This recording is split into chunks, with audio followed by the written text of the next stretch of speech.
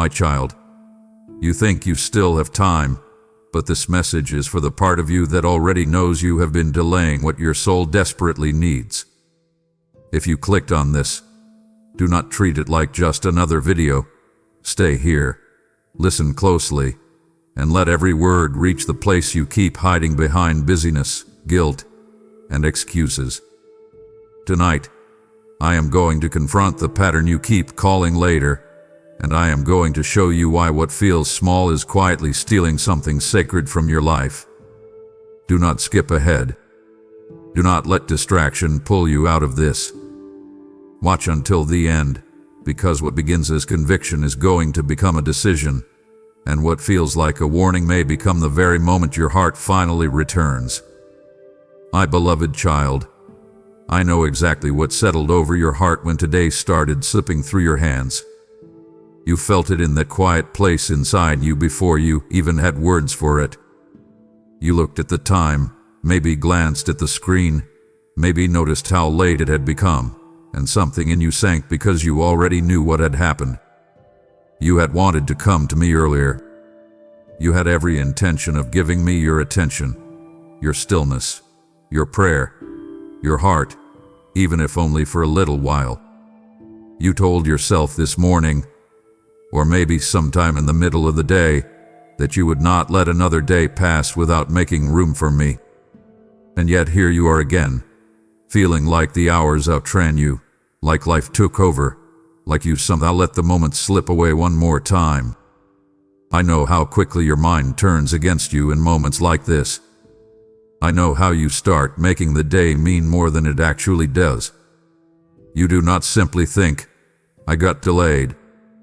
You start feeling as though you failed me, as though you disappointed me, as though I must be sitting somewhere far from you now, silent and hurt because you did not show up when you meant to. I want you to hear me in this moment with more honesty than you have allowed yourself. I am not standing at a distance, counting your missed minutes, with frustration in my heart. I am not measuring your love for me by the way your schedule fell apart. I am not sitting here waiting to remind you of what you didn't do. I am right here with you, even now, in this exact moment when you feel late, and I am looking at something far deeper than the time on the clock. I am looking at your heart. I am looking at the part of you that still wanted me. I am looking at the quiet ache you feel because you did not want this day to go this way. I am looking at the part of you that still notices my absence when the day gets noisy. And I need you to understand that this matters to me more than your self-accusation ever could. The fact that you are bothered tells me your heart is still tender. The fact that you feel the loss of the moment tells me you have not grown cold. The fact that you are here, even if late, even if tired, even if ashamed, tells me that something in you still turns toward me. And I do not despise that. I treasure it. You have to stop imagining me as harsher than I really am. You have been carrying an image of me that looks too much like pressure and not enough like love. You think I am disappointed first and compassionate later. But that is not how I come to you. I come to you with understanding before correction, with nearness before instruction, with love before anything else. I know the kind of day you have had. I know the demands that came at you from every side. I know the interruptions you did not plan for. I know the emotional weight that has been sitting in your chest, the invisible tiredness you do not always explain to anyone, the way your mind keeps running even when your body wants to stop. I know how you tried to carry too much and still hoped you would somehow arrive at a quiet moment with enough energy left to give me your full attention. And when that did not happen, you assumed I would only see the delay. But I saw the intention long before the delay ever came. I saw the thought you had when you said to yourself, I need time with him today. I saw the desire, even if it never became the moment you planned. That matters to me. Your intention was not fake. Your longing was not empty. Your love did not disappear just because the day became crowded. So I do not want you sitting here tonight turning this into another reason to feel distant from me. I want you to recognize that I have been with you all day, even in the places where you think you missed me. I was there when you were overwhelmed. I was there when you swallowed frustration. I was there when you kept going while feeling internally worn thin. I was there in the moments when your mind was too full to pray the way you wanted to. You think the day is spiritually empty because it did not look how you imagined, but I was present in more of it than you realize. I do not need your life to be neatly arranged before I can sit with you. I do not require the perfect hour, the quiet room, the ideal atmosphere, the exact emotional readiness. I can meet you in the mess. I can meet you in the lateness. I can meet you in the honest confession that says, I wanted to be here sooner. That kind of honesty is precious to me because it is real. And I would rather have your real heart in a late moment than your polished performance in an earlier one. So before you let this feeling grow into a wall between us, I want you to let this truth settle inside you. You may feel late, but you have not lost me. You may feel like you missed the moment, but you did not miss my heart. I am still here, and I am not closing the door because the day got away from you. You need to know something else, my child, because this is where your heart often gets wounded in ways you do not notice right away. The delay itself is not usually what creates the distance between us. It is what you do afterward. It is the way you let the missed moment turn into shame, and then you let the shame become silence. And then you let the silence convince you that you should wait until tomorrow because now it feels awkward to come close.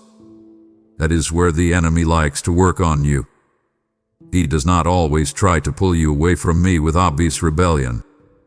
Sometimes he simply waits for you to feel like you were late, and then he whispers that because you were late, you might as well stay away. He takes one imperfect day and tries to turn it into emotional separation. He tries to make you feel like if you did not come to me the way you planned, then you should not come at all. And you have listened to that lie more times than you realize.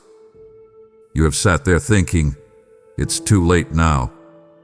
I'll do better tomorrow.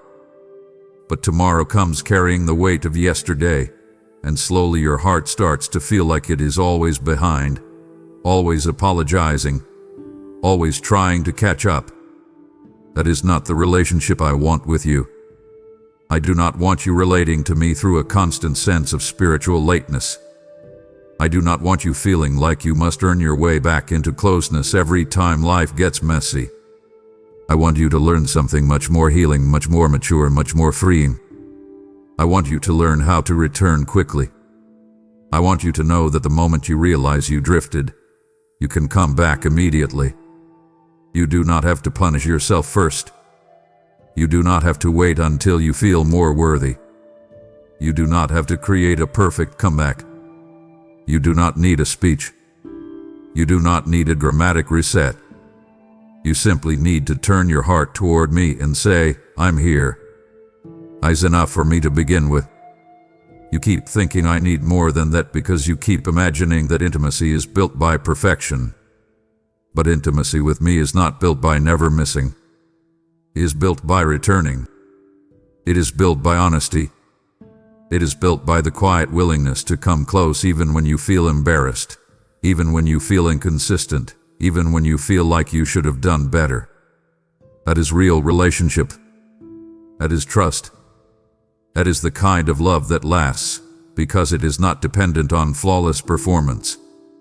And I know you need to hear this because you are harder on yourself than I am. You often carry a private harshness inside you that sounds spiritual on the surface, but underneath it is fear. You call it conviction when sometimes it is just self-condemnation. You tell yourself that if you do not feel bad enough, then you are not taking things seriously. But feeling crushed is not the same as being sincere. I can work with sincerity. Shame only makes you hide. And I do not want you hiding from me tonight. I want you near. I want you to understand that even now, as late as it may feel, this moment still matters. This moment is not ruined. This moment is not second-rate because it came after a long day. This moment can still be holy if you let it. Sit with me here. Let the pressure fall off your shoulders for a little while.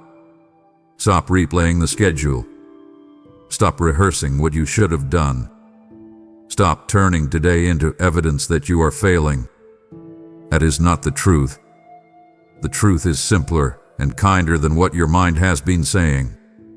The truth is that you wanted me, life became heavy, and now you are here. That is where we begin. I do not need more from you than what is real. If all you have tonight is a tired heart and a few honest words, bring me that. If all you have is silence and a sigh and the admission that you are worn out, bring me that. If all you can manage is sitting still for a few moments and letting your heart unclench in my presence, bring me that. I will meet you there. I will not shame you for being human. I will not push you away because your day did not unfold the way you hoped. I know your frame. I know your mind.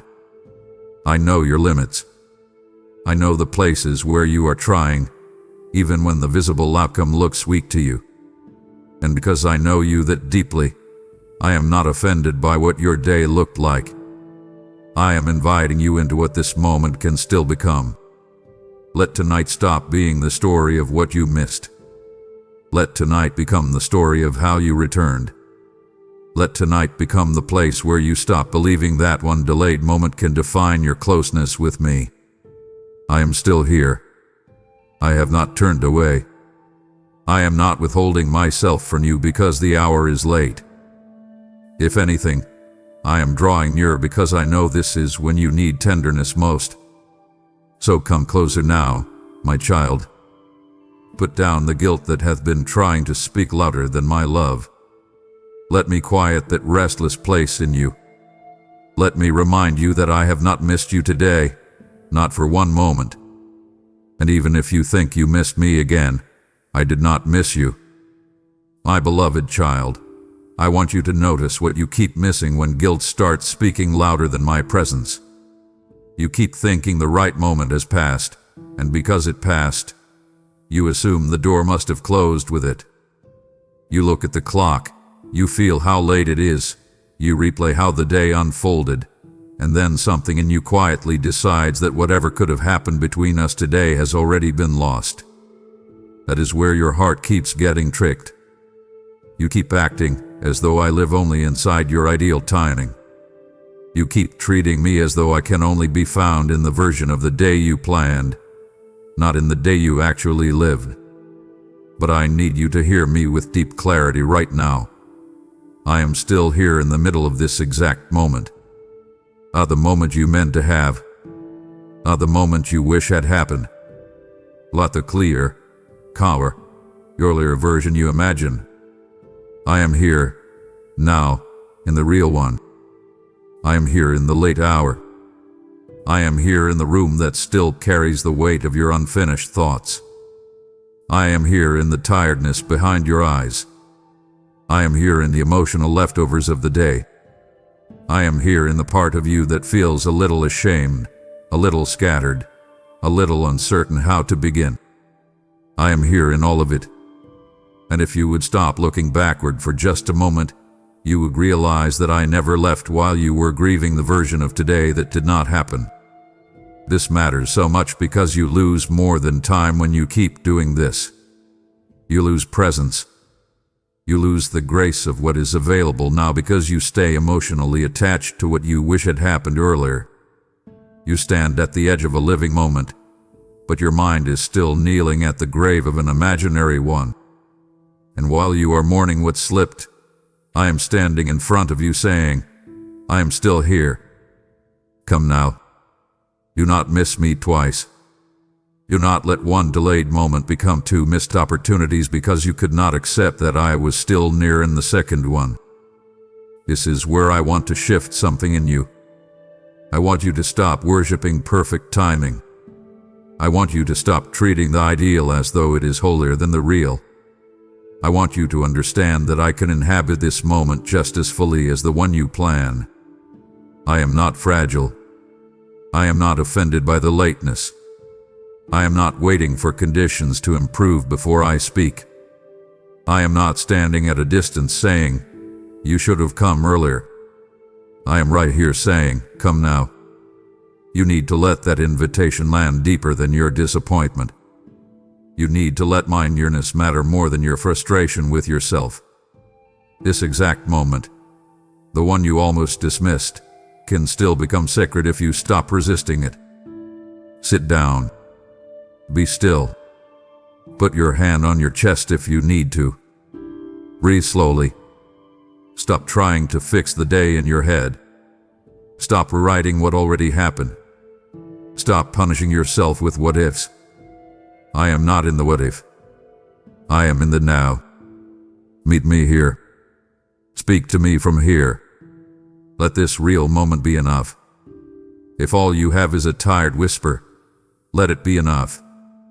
If all you can offer is a small opening in your heart, let it be enough. If you are unsure how to begin, then begin with honesty. Say, "Lord, I am here now." That is enough for me to enter with tenderness. That is enough for me to breathe peace into the part of you that feels like it has already missed too much. I want you to stop believing the lie that a delayed return is a rejected return. It is not. A late prayer is still a prayer. A tired surrender is still surrender. A broken moment can still carry my presence. And sometimes, if you are willing to receive it, the moments you almost threw away become the ones where I meet you most deeply, because there is less performance left in you by then. There is less pretending. There is less energy for polished language. There is less illusion that you can control how closeness happens. There is just you, as you are, needing me. And that kind of need is holy when you stop hiding it. So do not sit there assuming the window has closed. Open your heart. Look again. I am still here in the middle of this exact moment, and I have not withdrawn from you. I want to take this even deeper, because there is a hidden pride in the way you sometimes resist the moment that is actually available. You may not call it that, and I know you do not mean it that way, but it is still there in subtle form. You become so attached to how the time with me should have looked that you almost refuse the time with me that is actually being offered. You hold so tightly to the image of the right moment that when the real moment comes dressed in fatigue, messiness, and imperfection, you hesitate to receive it. But what if the real intimacy you need is not waiting in the polished version? What if the tenderness I want to give you is hiding in the exact place you are tempted to dismiss? What if I want to meet you not after you feel spiritually ready, but in the place where you finally stop pretending you are? That is what I want you to consider. Because you have been trained by your own expectations to think that the holy must always feel organized, clean, and emotionally clear. But some of the most sacred moments happen when you arrive undone. Some of the deepest peace enters when you stop trying to create the atmosphere and simply receive my presence where you are. I am not limited by your ideal conditions. I do not need your inner world to be arranged before I can sit with you. I can enter your clutter. I can speak into your noise. I can steady your thoughts while they are still moving. I can hold you before you feel settled. In fact, many times I prefer that, because then you know it was me and not your own effort that made the moment beautiful. That is why I am asking you to yield. Stop resisting the grace of this moment because it did not arrive on your terms. Stop insisting that what is real is somehow less valuable than what was planned. Let me sanctify the late hour. Let me bless the tired return. Let me fill the ordinary room. Let me speak into the messy mind. Let me be present in the exact place you almost overlooked. There is a contrast here that I want you to really notice. Your mind keeps saying, "Too late. while my heart keeps saying, still here. Your guilt says you missed it, while my love says, come now. Your disappointment says, the day is wasted, while my presence says, this moment is alive. Which voice are you going to follow? Choose carefully, because what you believe in this moment shapes how you will keep approaching me in the future. If you keep believing the wrong voice, you will keep postponing closeness until your spiritual life starts feeling like a constant cycle of missed opportunities. But if you learn to recognize my nearness in the real moment, you will stop losing whole evenings to unnecessary shame. You will stop standing outside doors that are already open. You will stop grieving what could have been while ignoring what still is. That is why I am calling you now with both tenderness and authority. Come in. Stop hovering at the threshold. Stop asking if it is too late. Stop bargaining with your guilt. Step inside this moment with me. Sit down. Be honest. Let your shoulders drop. Let the pressure leave your face. Let your breathing slow. Tell me what today did to you. Tell me where you got lost in it. Tell me what you wish had gone differently. Tell me what hurts. Tell me what you are carrying into this late hour. And stay. Do not rush away after the first sentence. Do not treat this like a quick apology and exit. Stay long enough to feel me settle the storm inside you. Stay long enough to let the room change. Stay long enough to realize that what you thought was too late was actually an open invitation waiting for your yes. I am still here. I have not gone anywhere. I did not move when your day got messy. I did not disappear when you lost track of time. I did not become distant because you felt ashamed. I am here in the middle of this exact moment, and I am asking you to stop looking for me in the moment that passed. Look at me now. Receive me now. Let this be the place where you finally learn that I am not bound to your perfect timing. I am present in your real life. And if you will trust me here, this very moment can become more powerful than the one you thought you lost. You are still here in this moment, and so am I, and what you choose now matters more than what you missed before. As you return to me in this late hour, I am also inviting you to become a vessel through which others can find me in their too late moments. Every seed you sow into this message becomes light in someone else's darkness, oil in another's empty lamp, breath in a weary soul who thinks they have missed me forever. Did I not say, cast your bread upon the waters, and it will return to you? And I speak this over you now, not as history, but as a living promise. If your heart feels stirred to give, that stirring is not random. It is me calling you into partnership in this exact moment. Through your super thanks, your membership, or your PayPal offering, the link is in the description. You extend this invitation of come now to countless others. I will multiply what you release, and I will cause it to return as provision, peace, and unseen favor upon your life. Do not delay this prompting the way you delayed the moment. Redeem it. Act now, and sow into what I am doing here. My beloved child, I want you to see something clearly tonight, because if you do not recognize it, you will keep stepping into the same trap and calling it your own weakness. The missed moment is not always the deepest wound. The delay itself is often small compared to what happens after it. The real damage begins when the delay becomes a doorway, and the enemy is very skilled at standing in that doorway waiting for you. He does not always arrive with loud temptation or obvious rebellion. He is often quieter than that, more subtle, more patient, more calculating. He watches for the exact second when your heart realizes the day slipped, when you notice the time, when you feel that little sting in your chest, and then he leans in close and starts shaping the meaning of that moment before you can bring it to me. He knows if he can influence the meaning, he can influence the movement. He knows if he can make you interpret a delay as rejection, you will stop moving toward me even though I am still near. This is why I need you to wake up to the pattern. Do not just feel it. Name it. Do not just suffer it. Expose it. The enemy loves when your delay turns into shame, because shame is sticky. Shame does not merely make you feel bad for a moment. Shame makes you hesitate. Shame makes you stall. Shame makes you think, I should come close, but not like this. Not now. Not after this. Then one delayed prayer becomes an avoided prayer. One late moment becomes an absent evening. One imperfect day becomes a heavier tomorrow.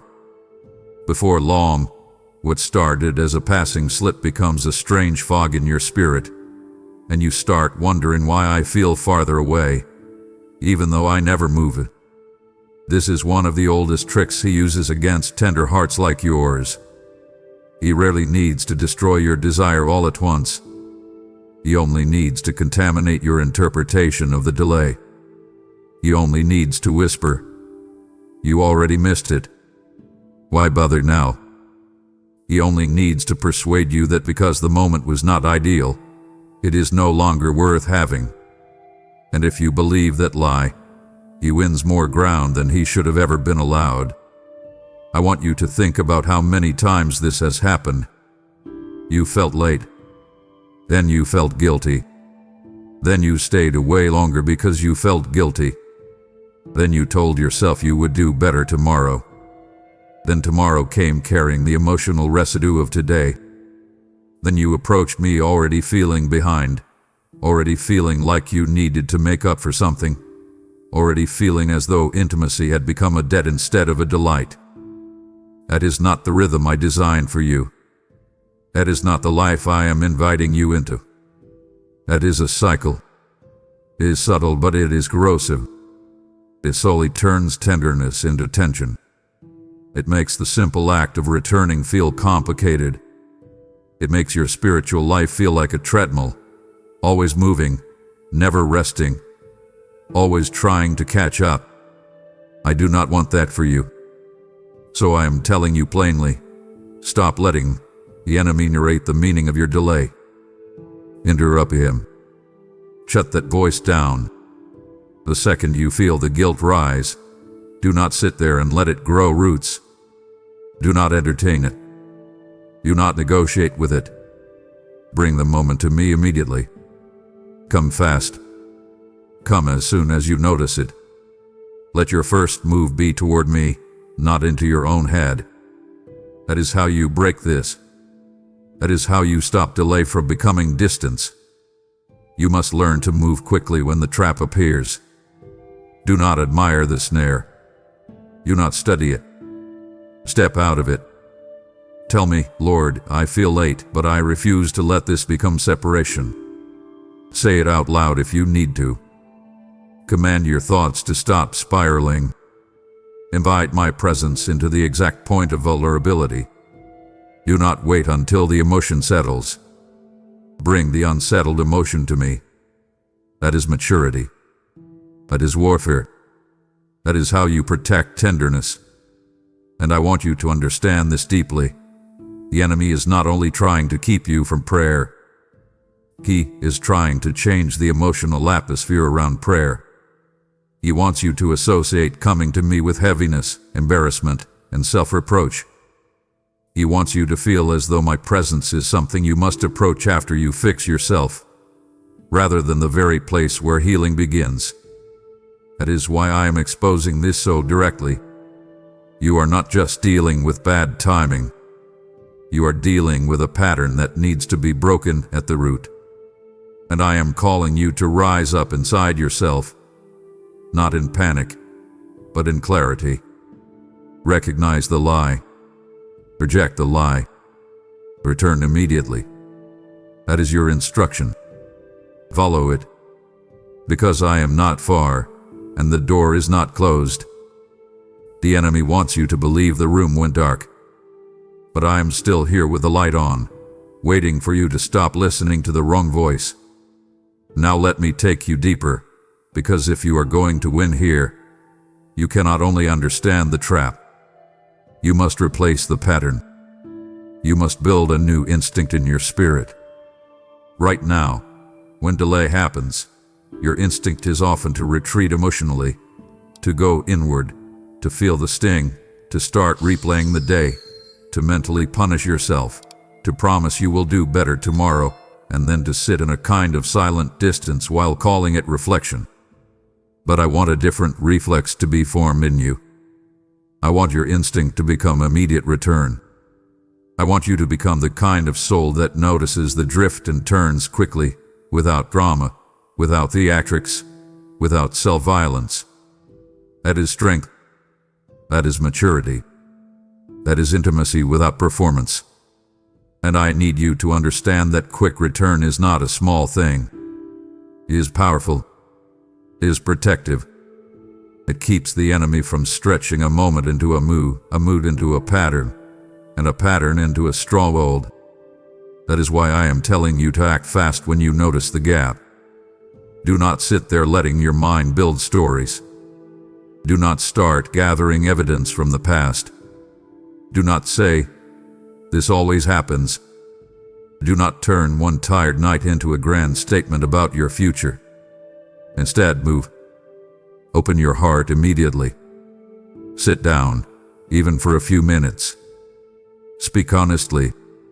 If you are in the car, talk to me there. If you are standing in the kitchen, talk to me there. If you are lying in bed and the room is dark and your body is tired, then begin there. I am not asking for ceremony. I am asking for connection.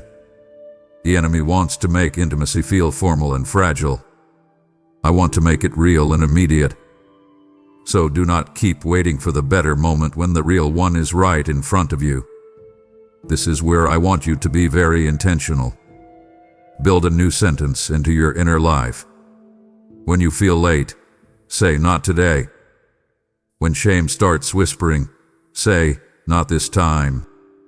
When the thought comes that you should wait until tomorrow, answer it with, "I return now." Use that contrast. Let it become a clean blade in your mind. Your old reflex said, "I'll try later." Your new reflex must say, "I come now." Your old reflex let delay grow. Your new reflex cuts it off. Your old reflex handed the enemy extra hours. Your new reflex denies him access. I want you to practice this until it becomes natural. And I want you to remember that I am not asking you to do this alone.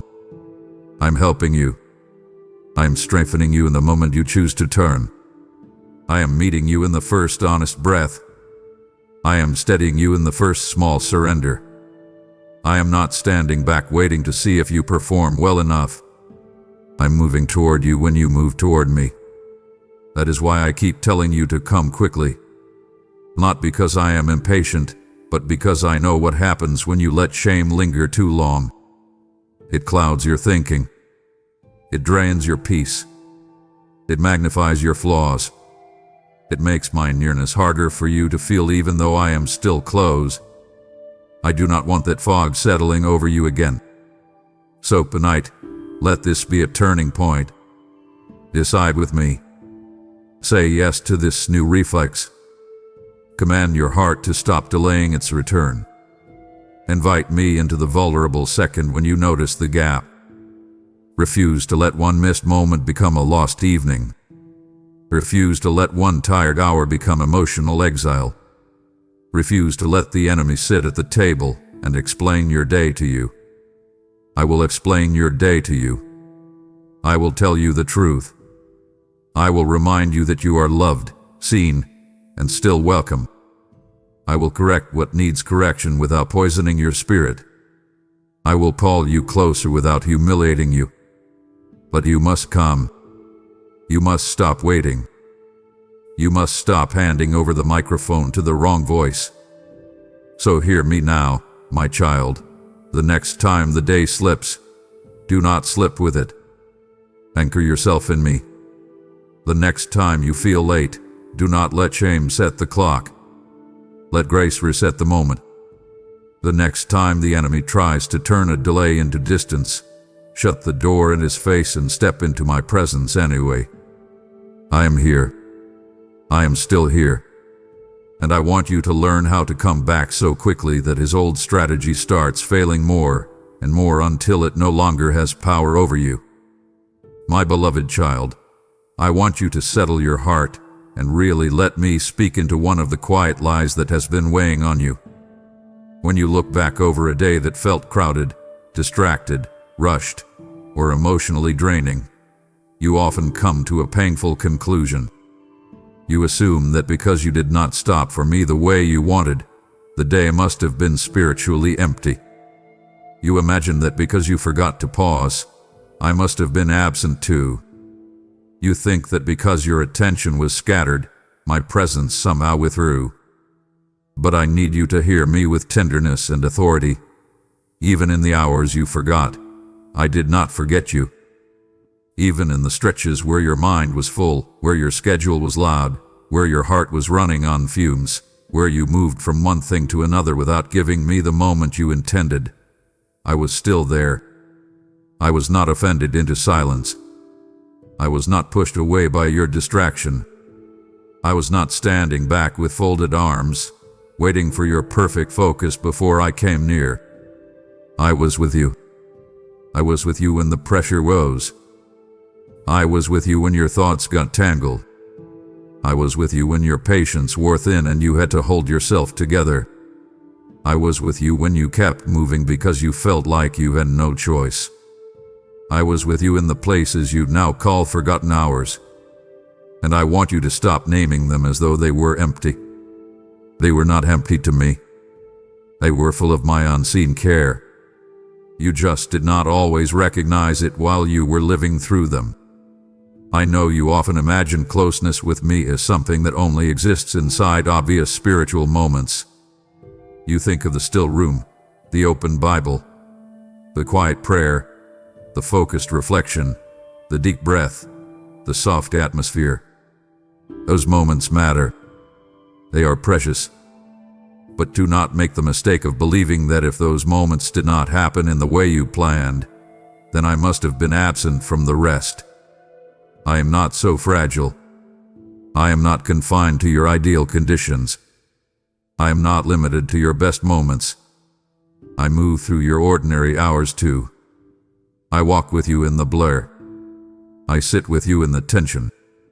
I stay close in the noise. I remain with you when your mind is elsewhere, when your emotions are scattered, when your body is tired, when your schedule is pulling you in 10 directions.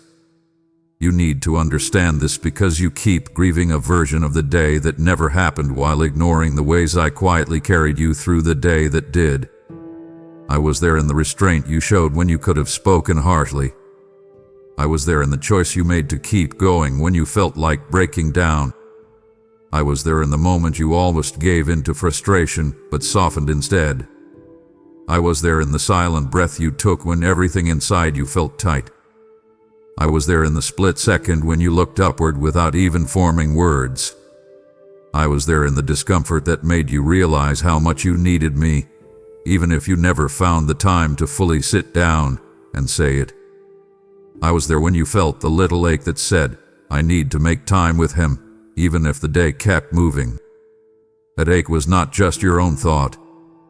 That was my nearness brushing against your awareness. Do not overlook that. Do not dismiss it. Do not call the whole day a loss because it did not match the picture in your mind. If you could see the day from my side, you would realize there were more moments of connection than you knew. They may not have been formal. They may not have been structured. They may not have looked dramatic. But they were real. They were small, living threads of nearness woven through your ordinary life. I want you to begin noticing them. I want you to train your eyes to see where I have been moving even when you were not in what you would call devotional mode. This is important because if you keep believing I disappear whenever you are distracted, your relationship with me will always feel more fragile than it truly is. You will keep living under the fear that every off day means distance. You will keep assuming my presence is as unstable as your focus. But my presence is not built on your concentration. My love is not built on your performance. My nearness is not cancelled by your humanity. I stay. I remain. I hold. I guide. I watch. I protect. I speak in ways you do not always recognize until later. So tonight, before you label the day wasted, stop and ask me to show you where I was. Invite me into your memory. Rewind the hours with me. Let me point out the hidden places where I carried you. Let me show you the mercy threaded through moments you thought were merely chaotic. Let me teach you to see that I was nearer than you knew. Because the truth is not that you forgot me and I disappeared. The truth is that even in the hours you forgot, I did not forget you for one single second. Now I want you to let this truth go even deeper, because I do not only want to comfort you with it. I want to change the way you live tomorrow because of it. If you begin to understand that I remain near even in the ordinary blur of your day, then you will stop dividing your life into spiritual moments and everything else. The division has been making you feel more disconnected than you need to feel. You tend to think that unless you have a clearly marked sacred space, the rest of the day is spiritually neutral at best, maybe even lost. But I want to teach you something richer than that. I want to teach you how to become aware of me in motion. I want you to learn how to notice me while you are walking, while you are working, while you are carrying responsibility, while you are moving through conversations, while you are in the car, while you are waiting, while you are tired, while you are doing ordinary things. I am not asking you to replace your quiet moments with constant multitasking spirituality. I still want those sacred pauses with me. I still want the deeper places of focused attention. But I also want you to stop acting as though those are the only places where relationship can breathe. I want you to practice remembrance in the middle of the real day. I want you to invite me into the in-between spaces. Whisper my name when you feel your patience thinning. Ask for my peace when your chest feels tight. Pause for one honest breath before the next task. Turn your thoughts toward me in the hallway, in the kitchen, in the silence between messages, in the small gap before sleep. These are not insignificant moments. They are seeds. They are small, sacred signals. They are how you begin to live with me instead of merely visiting me. And I know that phrase matters for you right now, because sometimes your spiritual life has started to feel like a place you visit when conditions are right rather than a relationship you live in all day long. I want more for you than visits. I want companionship. I want awareness. I want a life where you begin to realize that I was not waiting only in the prayer corner. I was in the hallway. I was in the tension. I was in the tears you held back. I was in the sigh you did not even realize was a prayer. I was in the moment when you always snapped but softened instead. I was in the quiet conviction that nudged you away from something that would have stolen your peace. I was in the tired honesty that made you admit, even silently, I need help. Those things matter. They matter because they reveal that even when you were not fully attentive, my spirit was still moving in you. Do not miss that. Receive it. Learn from it. And then let it reshape how you respond when the day ends and you feel late. Instead of only seeing what did not happen, start asking, where was he with me today? Ask that sincerely. And listen. I will show you. I will remind you.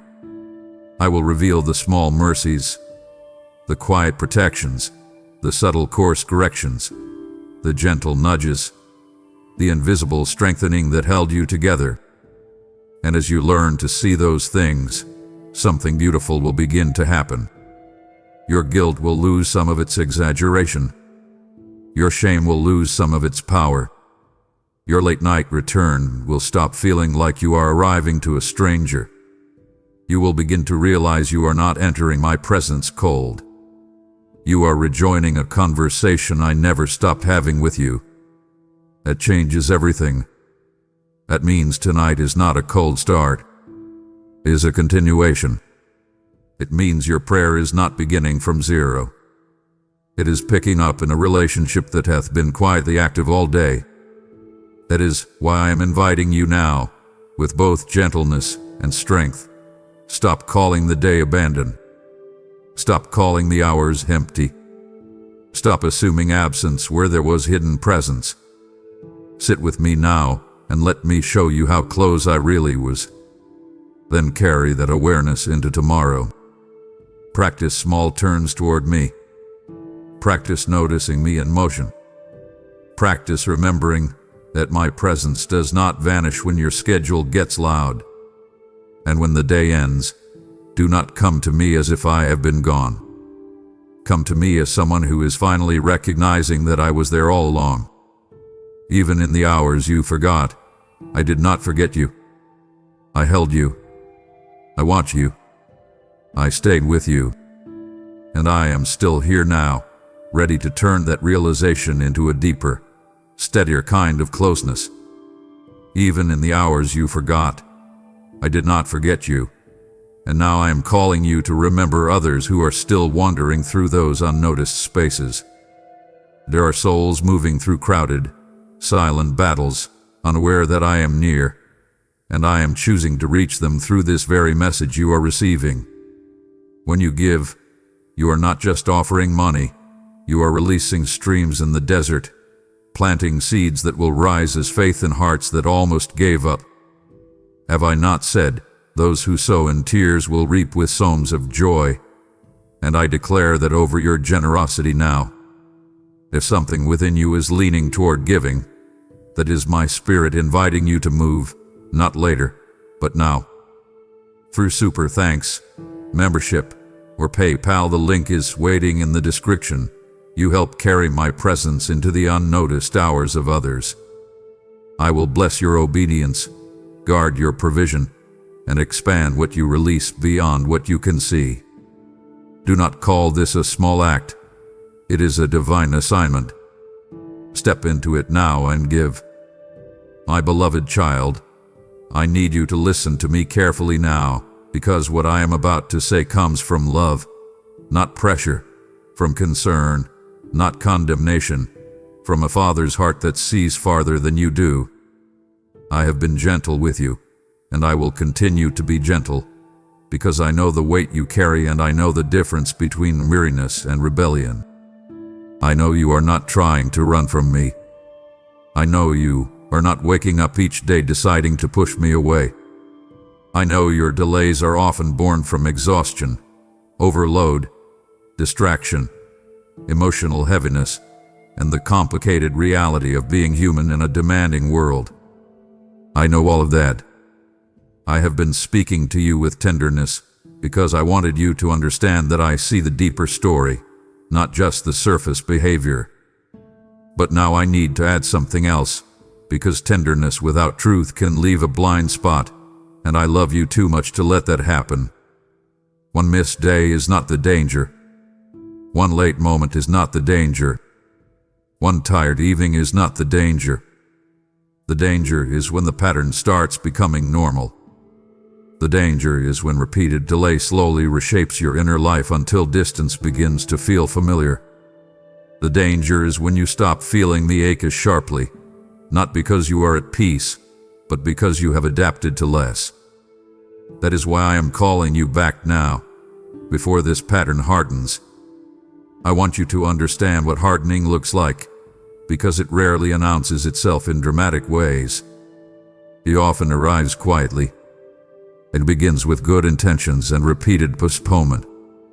It begins with "I'll come later," spoken often enough that later becomes the standard. It begins with one tired night, then another, until your soul starts living on crumbs and calling it enough. It begins with subtle numbness, not obvious rebellion. It begins with a heart that still loves me, but keeps letting other things go first so often that intimacy starts losing its place. That is why I am speaking now with urgency wrapped in compassion. I am not trying to scare you. I am trying to wake you up while your heart is still soft. I am not saying you are far gone. I am saying do not let this become your normal. Do not make peace with a rhythm that keeps starving your spirit. Do not tell yourself that because I am gracious, the pattern is harmless. Grace is not permission to drift. Grace is the hand reaching out before drift becomes deeper than it should. I want you to stop and really look at what repeated delay has already been doing. Your peace has been thinner in places. Your reactions have been sharper at times. Your mind has felt noisier. Your patience has worn out faster. Little frustrations have hit harder than they should. You have felt a subtle fragility inside, a kind of inner dryness that is difficult to explain but very real. That is not because I stopped loving you. It is because your soul has not been breathing as deeply as it needs to. You have been trying to live on borrowed air. And while I have sustained you with mercy, I am still calling you into something healthier than survival.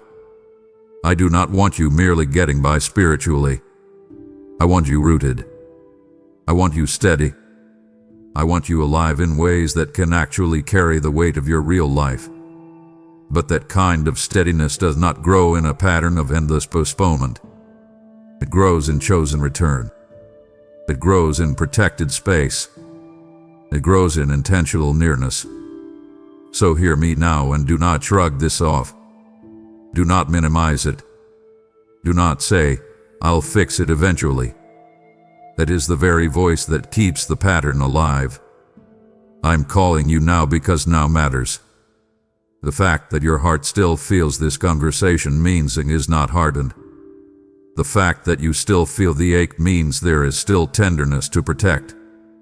The fact that you still care means the door is wide open. Do not wait until the ache fades. Do not wait until the numbness grows. Do not wait until delay becomes so normal that you stop noticing what you have lost. Come back now. Reset now. Interrupt the pattern while your heart still trembles at my voice. That trembling is precious. That tenderness is holy. Protect it. Guard it. Respond to it. I am not asking you to panic. I am asking you to pay attention. I am not telling you the relationship is broken. I am telling you not to keep practicing distance until it starts feeling easier than closeness. That is the danger. That is why I am speaking with both softness and seriousness.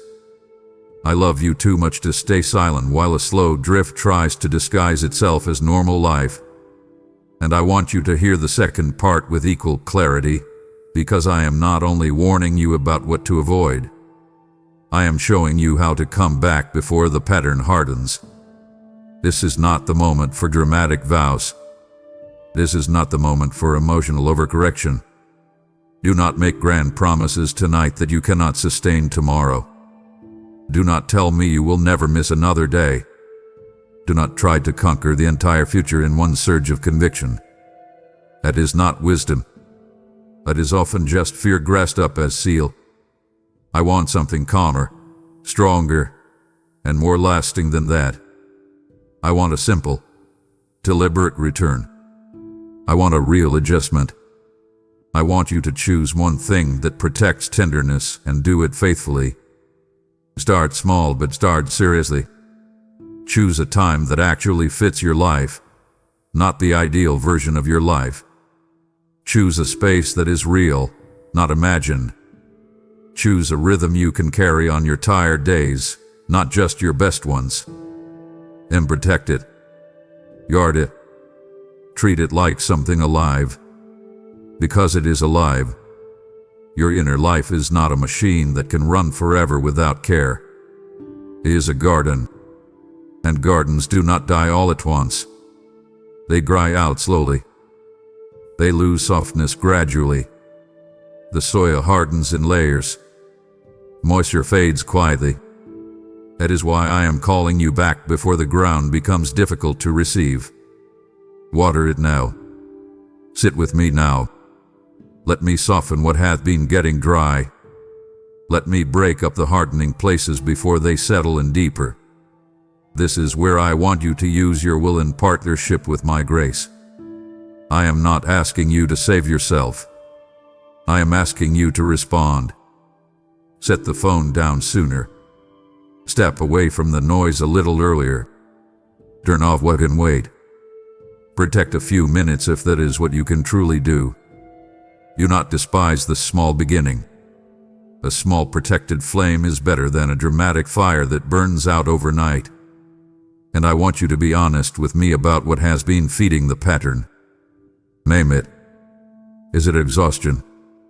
Is it distraction? Is it emotional avoidance? Is it disappointment? Is it digital noise? Is it the fear of what you will feel when you get quiet? Tell me. Bring it into the light. Do not leave it vague. Patterns stay strong when they stay unnamed. But once you name them with me, I can begin to show you where the doorways are. I can show you what to cut back, what to simplify, what to stop excusing, what to protect, what to prioritize. I can show you how to make room in the life you actually live. That is what I want. I do not want a dramatic reset built on guilt. I want a mature recalibration built on truth. And I need you to receive this as a loving command tonight. Stop calling this just how life is if life hath been quietly crowding me out. Stop saying, I'm just busy, if busy has become the accepted ruler of your inner world. Stop romanticizing your exhaustion as if it is noble when it is actually starving your spirit. Stop letting convenience decide what your soul receives. These are not small matters. They shape you. They form you. They determine whether you stay tender or slowly grow numb. So act now. Sit down after this. Ask me one honest question. Lord, what must change first? And listen. Do not rush. Let me answer. I may not tell you to rebuild everything. I may point to one door, one habit, one compromise, one late-night pattern, one unguarded distraction, one place where your yes has become too weak. If I show it to you, obey me. Not tomorrow. Start now. Because I am not calling you back to burden you. I am calling you back to preserve you. I am not confronting you to shame you. I am reaching for you to keep your heart soft. I am not speaking urgently because I am far from you. I am speaking urgently because I am near enough to see what repeated delay will do if left unchecked. So hear me, my child. The pattern is not your destiny. It is not too strong to break. It is not too late to reset. But do not play with it. Do not make peace with it. Do not wait until it feels impossible. Respond while your heart is still responsive. Come back before the soil hardens. Come back before the silence becomes easier than the surrender. Come back while you still feel my voice pressing gently on your spirit. I am calling you now, not to crush you, but to keep you close. And if you answer me here, this can become the turning point where the slow drift ends and a steadier, deeper, more living rhythm begins. My beloved child, I want to speak to something that has been quietly confusing you, because if you do not understand this, you will keep thinking the solution is simply more time while missing the deeper invitation I am actually making. You often look at your inconsistency, your delays, your scattered attention, and you conclude that what I must want from you is a longer block of time.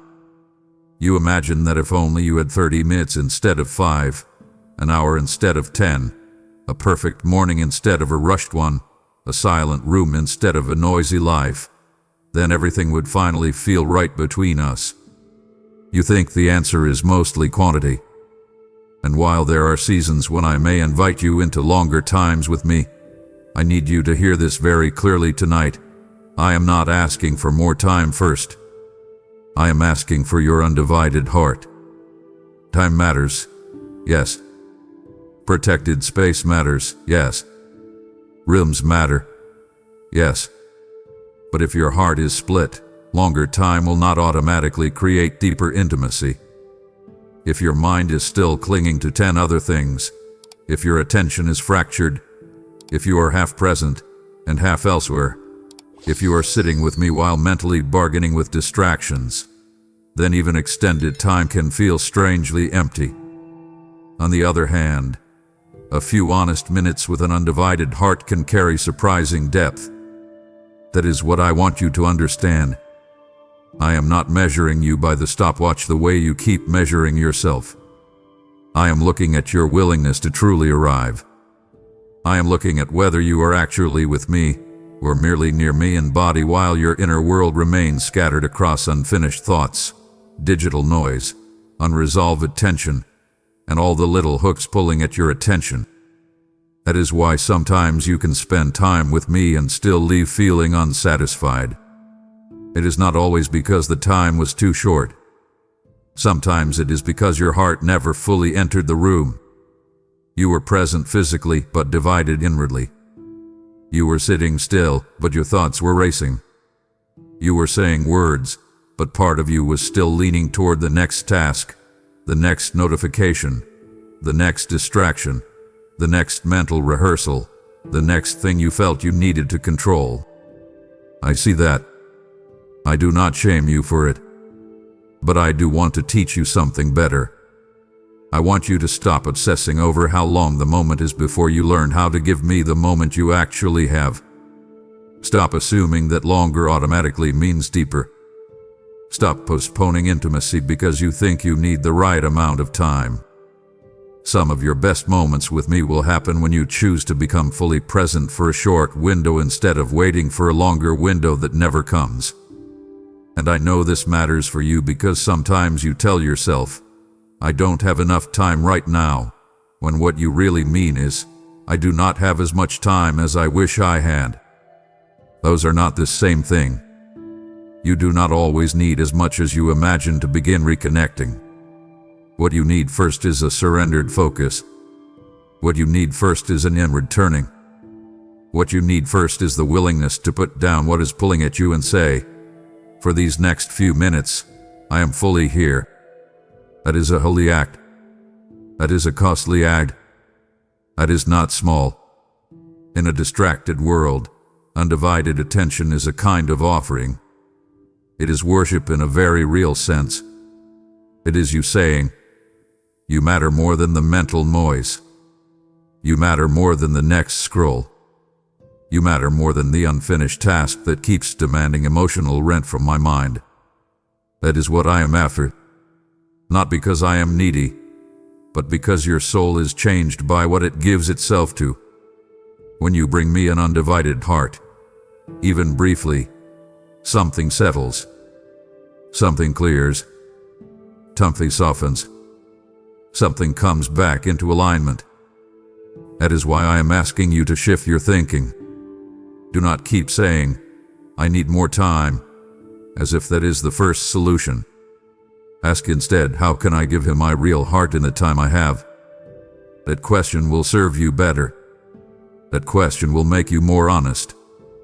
That question will help you stop using time as an excuse when the deeper issue is often divided attention. And I want you to notice the contrast here because it is important. More time with a split heart can still feel thin, but even a short moment with an undivided heart can feel full. Let that truth humble you and free you. Humble you, because it reveals that the deeper work is inward, not merely external. Free you, because it means you do not have to wait for ideal conditions to begin. You can come now. You can come in the real life you are living. You can come in the little spaces. You can come in the in-between moments. You can come in the late hour. But when you come whole. Bring me the part of you that keeps lingering elsewhere. Gather your attention. Call your mind back. Set the noise down. Close the loop for a moment. Then sit with me. That is what I want first.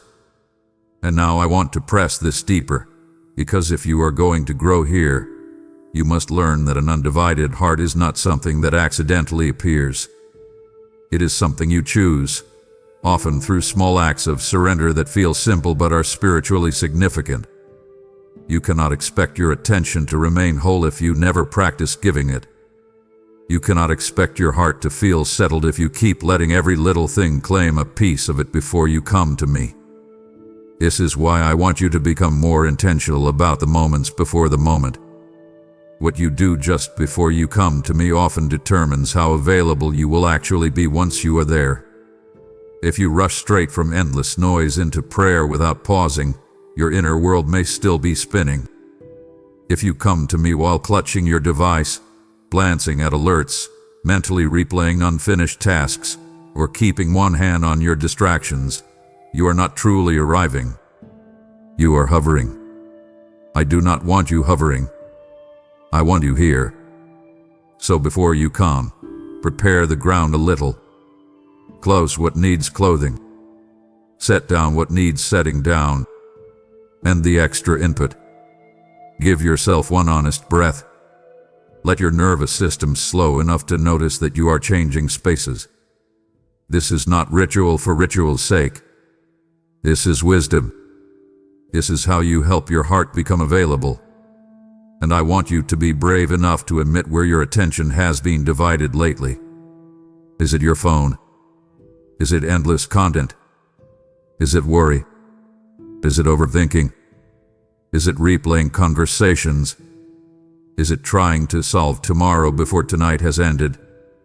Is it the addiction to mental motion, where stillness feels almost uncomfortable because you are so used to being stimulated? Name it. Bring it to me. Because once you name what divides you, you can begin choosing against it. You can say, not now. You can say, this can wait. You can say, I will not bring this into the room with me. Those are powerful decisions. They may look tiny, but they are not tiny in the spirit. They are thresholds. They are gates. They are the difference between visiting me distracted and actually meeting me with your heart open. I want you to practice one very practical thing starting tonight. Before you come to me, ask yourself this: what still has a grip on my attention? Then answer honestly. If something has a grip, loosen it on purpose. Put the device away. Write the task down so your mind can release it. Breathe out the conversation you keep replaying. Hand me the worry instead of carrying it into prayer like extra luggage. Say, Lord, I release this for the next few minutes. I give you my full yes. That is not a small prayer. That is an act of consecration. That is an offering of the heart. And I want more of that from you than longer sessions built on mental chaos. If I later lead you into more time, beautiful. I can do that. I may do that. But let the first offering be wholeheartedness. Let the first chain be focus. Let the first surrender be undivided presence. Then watch what happens. Watch how even short moments begin to deepen. Watch how the room feels different when you actually arrive. Watch how your heart stops feeling as though it is skimming the surface. Watch how peace comes more quickly when you stop dragging every competing thought into the encounter. This is why I am speaking so directly. I do not want you discouraged by time constraints when the deeper invitation is accessible right now. You can give me your undivided heart tonight. You can do that in 5 minutes. You can do that at the edge of your bed. You can do that in a parked car. You can do that in a quiet corner before sleep. But you must choose it. So choose it. Gather yourself. Call your mind home. Shut the door on the noise for a moment. Do not negotiate with the distractions. Do not let divided attention keep masquerading as not enough time. Be honest. Be brave. Be present. Come to me with your whole yes, even if the window is small. Because I am telling you the truth, my child. I am not asking for more time first. I am asking for your undivided heart. Give me that, and you will discover that even the little spaces can become holy, weighty, and deeply alive with my presence. I have told you I am not asking for more time first, but for your undivided heart. And now I ask you to let that same undivided heart respond. When you give from a focused, surrendered place, it becomes more than an action. It becomes worship, a pure offering rising like incense before me. This is how my word spreads like fire across dry ground, through hearts that choose me fully, even in small moments. Remember what I speak, give, and it will be given to you. Pressed down, shaken together, and running over.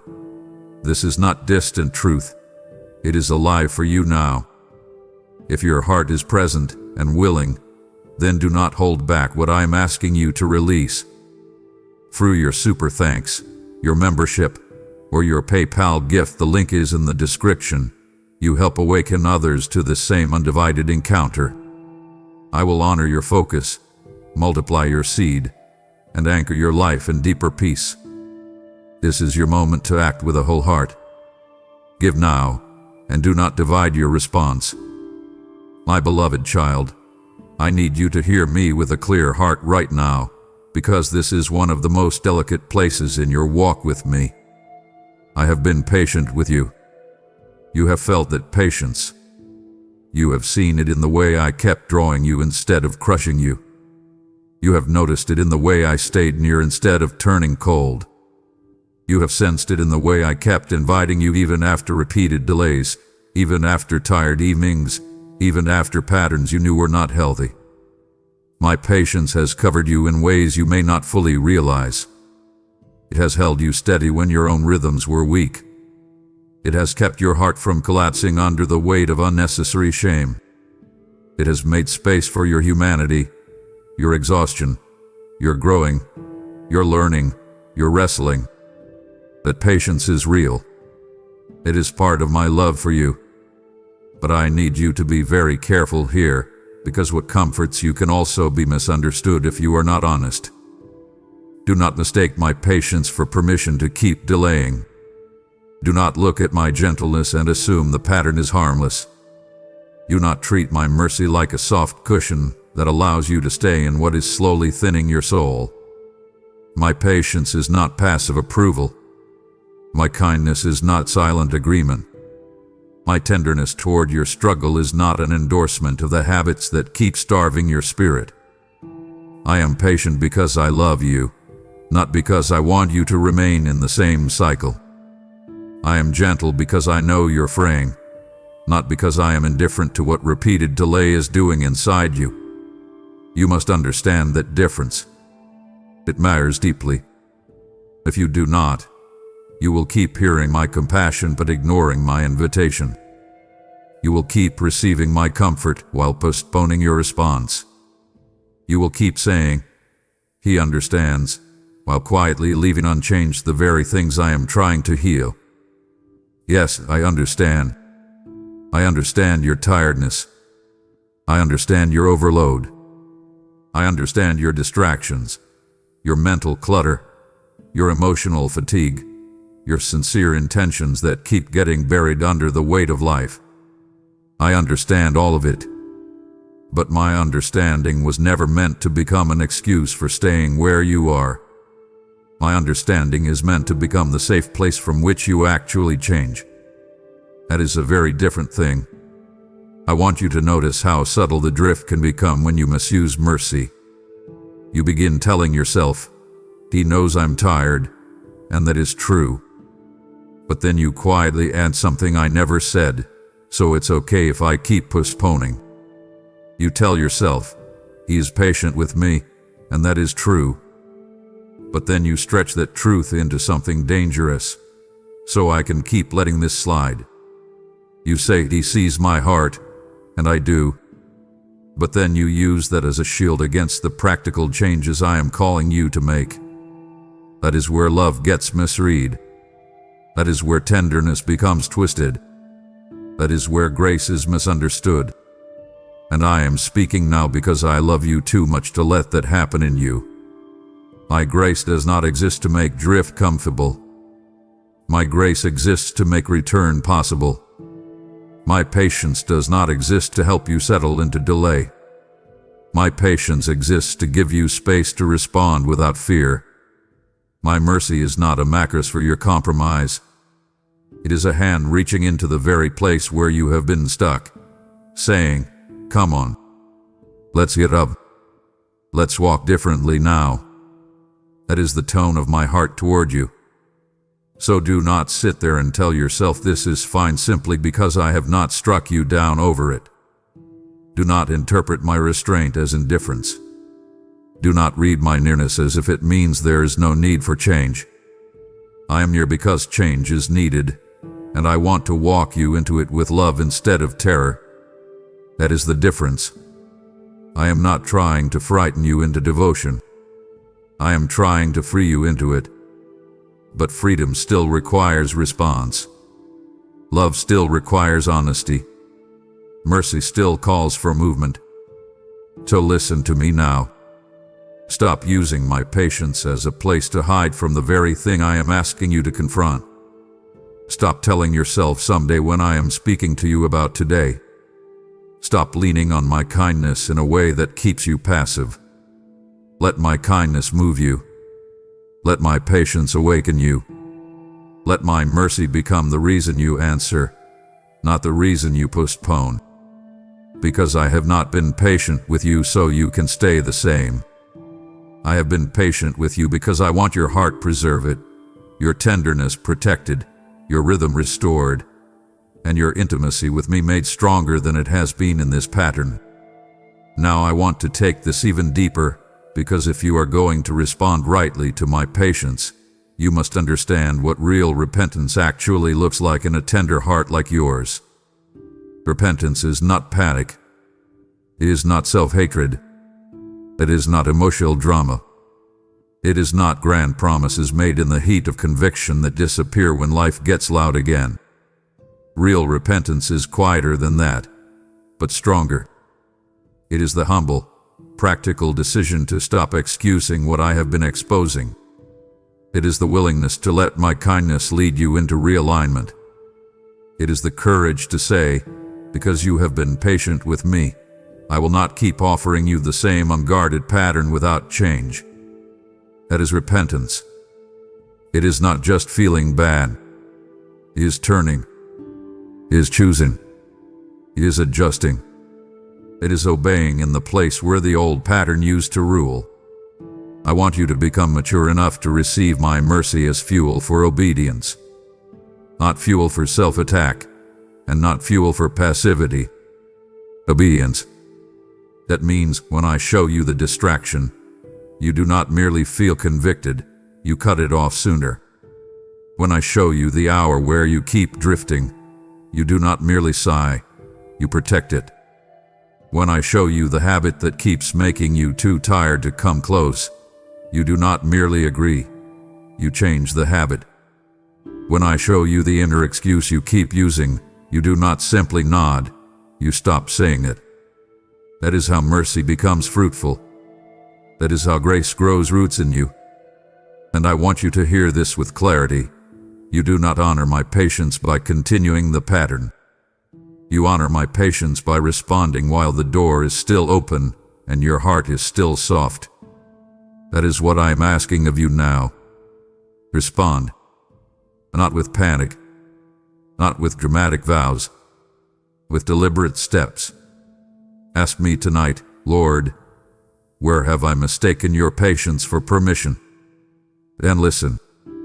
Do not rush. Let me show you.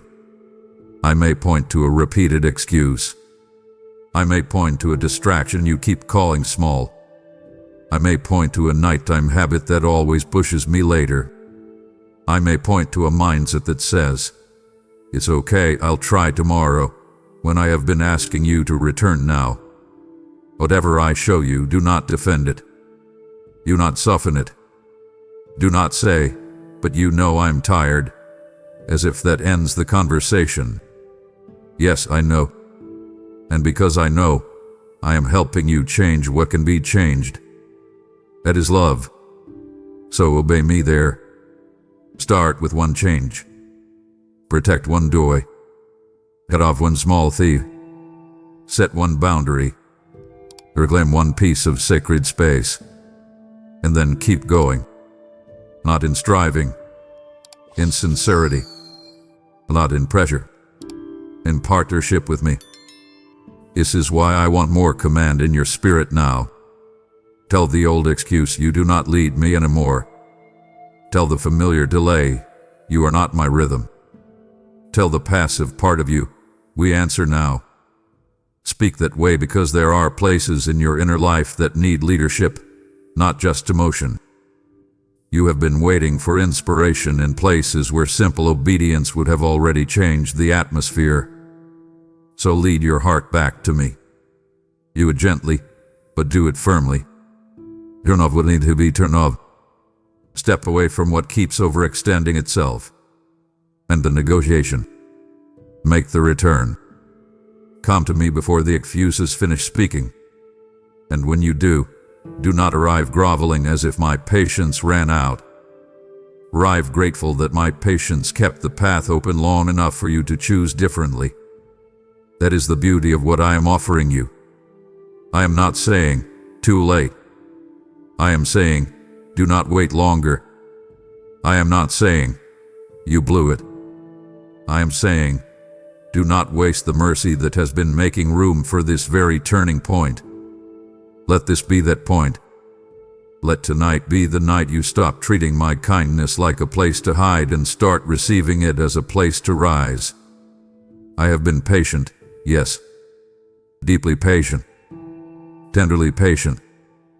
But do not mistake that patience for permission to keep delaying. Hear the love inside the warning. Hear the invitation inside the firmness. Hear the Father in it. And come. Respond. Adjust. Return. And let my mercy become the ground beneath real change. My beloved child, I need you to hear me with full honesty now, because there is a phrase you have been using that sounds harmless, reasonable, and even mature on the surface, but it has been hiding a deeper wound underneath. You keep saying to yourself, "It was just a busy day." You say it to explain the delay. You say it to soften the discomfort. You say it to make peace with what slipped. You say it as a way of moving on without looking too closely. And yes, some days are genuinely busy. Some days are full in unavoidable ways. Some days demand more than you expected. I know that. I see that. I am not asking you to pretend life is simple when it is not. But I need you to stop using just a busy day as a blanket explanation when your soul is quietly bleeding underneath the schedule. Because not every busy day is merely busy. Some days are crowded in ways that leave your spirit thin. Some days are packed so tightly that you stop feeling your own heart. Some days are so externally productive that you never notice how internally depleted you became. Then when the night comes and the ache rises, you label the whole thing with one convenient phrase and move on as though nothing deeper happened. But something deeper did happen. You lost softness in places. You absorbed tension in places. You carried conversations that lingered. You swallowed emotions you never processed. You made it through the day. Yes, but part of you did not get tended. Part of you stayed clenched. Part of you stayed bruised. Part of you kept moving because it had to, while quietly hoping there would be a moment later where you would let me hold what the day did to you. And when that moment got skipped, the wound did not disappear. It simply went unaddressed. That is why I am speaking so directly now. Stop calling it just a busy day when your soul is quietly bleeding. That phrase may help you move on quickly, but it can also keep you numb to what actually needs healing. It can keep you from noticing how much you are carrying, It can make you think the only issue is time management when sometimes the deeper issue is unprocessed inner strain. I want you to become more honest with yourself and with me about the real cost of these days. Ask yourself what the busyness did to you, not just what it required from you. Did it make you sharp? Did it make you numb? Did it make you impatient? Did it make you feel unseen? Did it leave you internally rushed even after the tasks ended? Did it bury grief under productivity? Did it leave you overstimulated, emotionally flat, mentally crowded, spiritually thin? These questions matter because if you never ask them, you will keep treating soul wounds like scheduling issues. You will keep thinking, I just need a better routine, when sometimes what you also need is tenderness, release, repentance, comfort, and real inner care.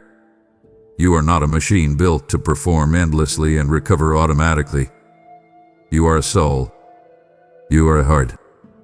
You are a human being who can function externally while still fraying internally.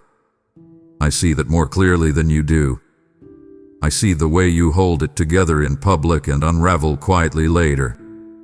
I see the way you keep going because you are responsible, because people need things from you, because life does not stop, because the world rewards output more than inward health. I see all of that. But I will not let you confuse endurance with wholeness. Just because you made it through the day does not mean the day did not leave marks on you. Just because you completed what needed doing does not mean your spirit did not absorb strain. That is why I want you to stop minimizing what happened by using a phrase that hides the wound. Just busy is too shallow for some of what you have been carrying. Some days were heavy. Some days were bruising. Some days stole more than time. Some days quietly drained your peace, your patience, your tenderness, your attentiveness, your ability to feel me easily. And if you keep reducing all of that to I was busy, you will keep stepping over the very places where I want to meet you most intimately. So I am asking you now, and I want you to obey me in this. Stop summarizing your soul too quickly. Stop rushing past the inner impact of the day. Stop acting like your spirit should simply absorb everything and remain unchanged. Sit with me and let me show you what the day actually did. Let me name what you have been minimizing. Let me point to the places where you are more tired than you admit, more wounded than you realize, more burdened than your surface language reveals. Because I do not want you merely surviving your days and then excusing the cost. I want you healed in the places where the day took more from you than you noticed. That healing begins with honesty. So stop saying just busy when your soul is quietly asking for care. And now I want to take this deeper, because once you begin to admit that some of your busy days are leaving real internal residue, you must also learn what to do with that residue before it starts shaping you in ways you never intended. If you keep carrying the unprocessed weight of these days without bringing it to me, it does not simply vanish overnight. It settles. It layers. It builds. It becomes the background pressure you wake up with. It becomes the unexplained irritation that rises too fast. It becomes the emotional flatness that makes everything feel harder to care about. It becomes the subtle distance you feel in prayer because your inner world is crowded with unaddressed strain. This is why I want you to stop treating the end of the day like a place where you simply collapse. I want you to start treating it like a place where you hand things over. Not every detail. Not every thought. Not a long analysis if you do not have the energy. But an honest transfer. A real release. A conscious act of letting me hold what you were never meant to carry into sleep by yourself. This is where command matters again. When the day hath been heavy, do not just drift into the night. Stop. Sit down. Name what happened. Say it plainly. Lord, this day took more out of me than I realized. Lord, I am sharper than I want to be. Lord, I feel thin. Lord, something in me feels bruised. Lord, I do not want to carry this into tomorrow. These are not weak prayers. These are mature prayers.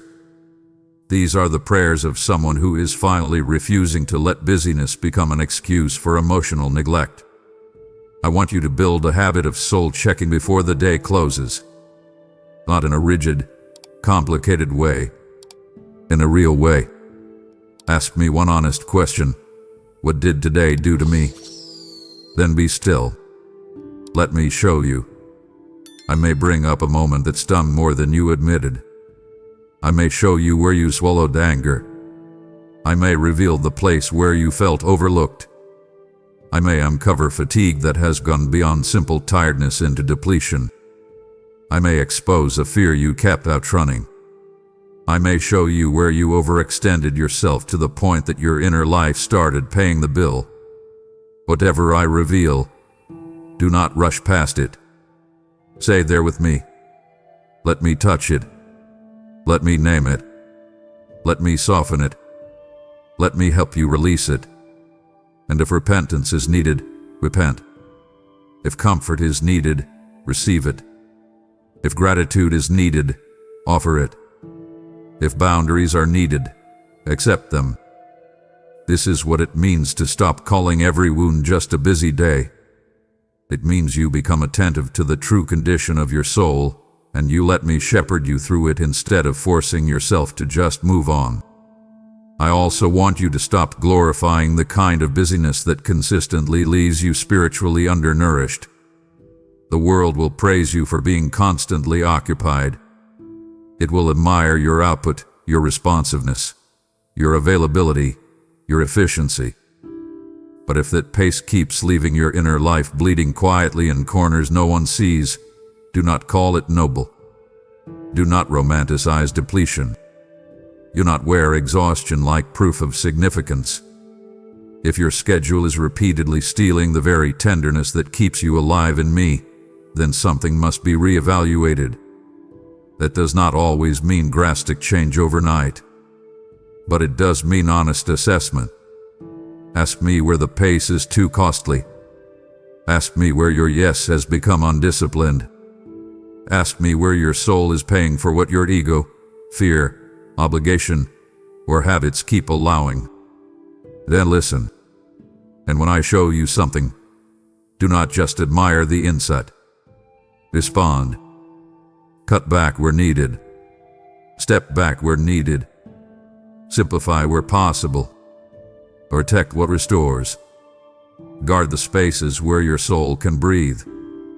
And when the day still gets heavy, because some days will, do not let it end without transfer. Hand it over. Release it. Give me the bruised places before sleep. Let me tend what the day touched. Let me wash the residue off your spirit. Let me reduce what has been swelling inside you. Let me bless the place that feels overworked and under-healed. Because I am not only interested in whether you got through the day, I am deeply concerned with what the day is doing inside you while you are getting through it. That is why I am telling you now with both tenderness and authority. Stop calling it just a busy day when your soul is quietly bleeding. Name the truth. Bring me the impact. Let me tend the hidden cost. Let me care for the places no one else sees. Let me show you that your soul deserves more than being endlessly spent and quickly excused. Sit with me tonight. Ask the question. Let the real answer rise. Then give me what the day took from you. I can restore what you have been carrying too long. You have seen that not every busy day is harmless, and now I show you that every surrendered act can become healing for another soul who is quietly bleeding. There are hearts breaking behind schedules, spirits thinning behind responsibilities, and I am sending my word like oil to their wounds through this message. When you give, you are pouring that oil. You are lifting burdens you may never see. You are stepping into the quiet work of restoration with me. Did I not say, he who refreshes others will himself be refreshed? and I speak that promise directly over your life now. If you have felt the weight of your own day, let your response become part of someone else's healing. Through super thanks, membership, or PayPal, the link is in the description, you turn compassion into action and presence into provision. I will restore what has drained you and protect what you release in obedience. Do not dismiss this moment as small. This is sacred exchange. Give now, and let healing flow through you. My beloved child, I want you to listen to me with your whole heart now, because there comes a point in any pattern where more insight is no longer the main need. More understanding is not the issue. More explanation is not the issue. More awareness, more conviction, more emotional resonance, more stirring language. None of that changes anything if it never reaches the place where you actually choose. And tonight, I need to tell you plainly, you do not need another warning tonight. You need to make a decision. I have been speaking to you. I have been comforting you, exposing things, uncovering the lies, showing you the cost, reminding you of my patience, calling you back, telling you not to confuse my mercy with permission, showing you how shame works, showing you how distraction steals, showing you how noise buries my voice, showing you how tomorrow keeps masquerading as wisdom, showing you how small things have been shaping your spiritual life more than you realized. You know enough now. You have heard enough now. The ache in your heart is evidence that you are not lacking information. You are standing at the place where a real decision must be made. And I do not say that to pressure you into panic. I say it because I love you too much to let you stay in the comfort of endless reflection without movement. Reflection can become a hiding place if it never leads to response. You can feel deeply, understand clearly, even agree sincerely, and still remain unchanged if you keep postponing the actual decision. That is why I am not giving you another warning tonight. I am bringing you to the line where you must decide what kind of relationship you want with me moving forward. Not in theory, in practice, not in emotion, in habit, not in vague desire, in chosen action. Do you want to keep letting the pattern lead, or will you interrupt it? Do you want to keep living in recurring lateness, or will you build a real point of return? Do you want to keep hoping for a different outcome while protecting the same old doorway that keeps stealing intimacy? Or will you finally close that doorway and choose a new rhythm? This is not about earning my love. That has already been settled. This is about honoring the love you say you want to live in. This is about whether you will keep feeding what weakens you or start protecting what strengthens you. This is about whether tonight becomes another moving moment that fades, or whether tonight becomes a hinge point that your future self will quietly bless. And I want you to understand the weight of that. Decisions do not always feel dramatic in the moment they are made. Sometimes they are simple. Sometimes they are quiet. Sometimes they look unimpressive from the outside. But a real decision has force because it closes off alternatives that have been keeping you passive. A real decision says, this is where it changes.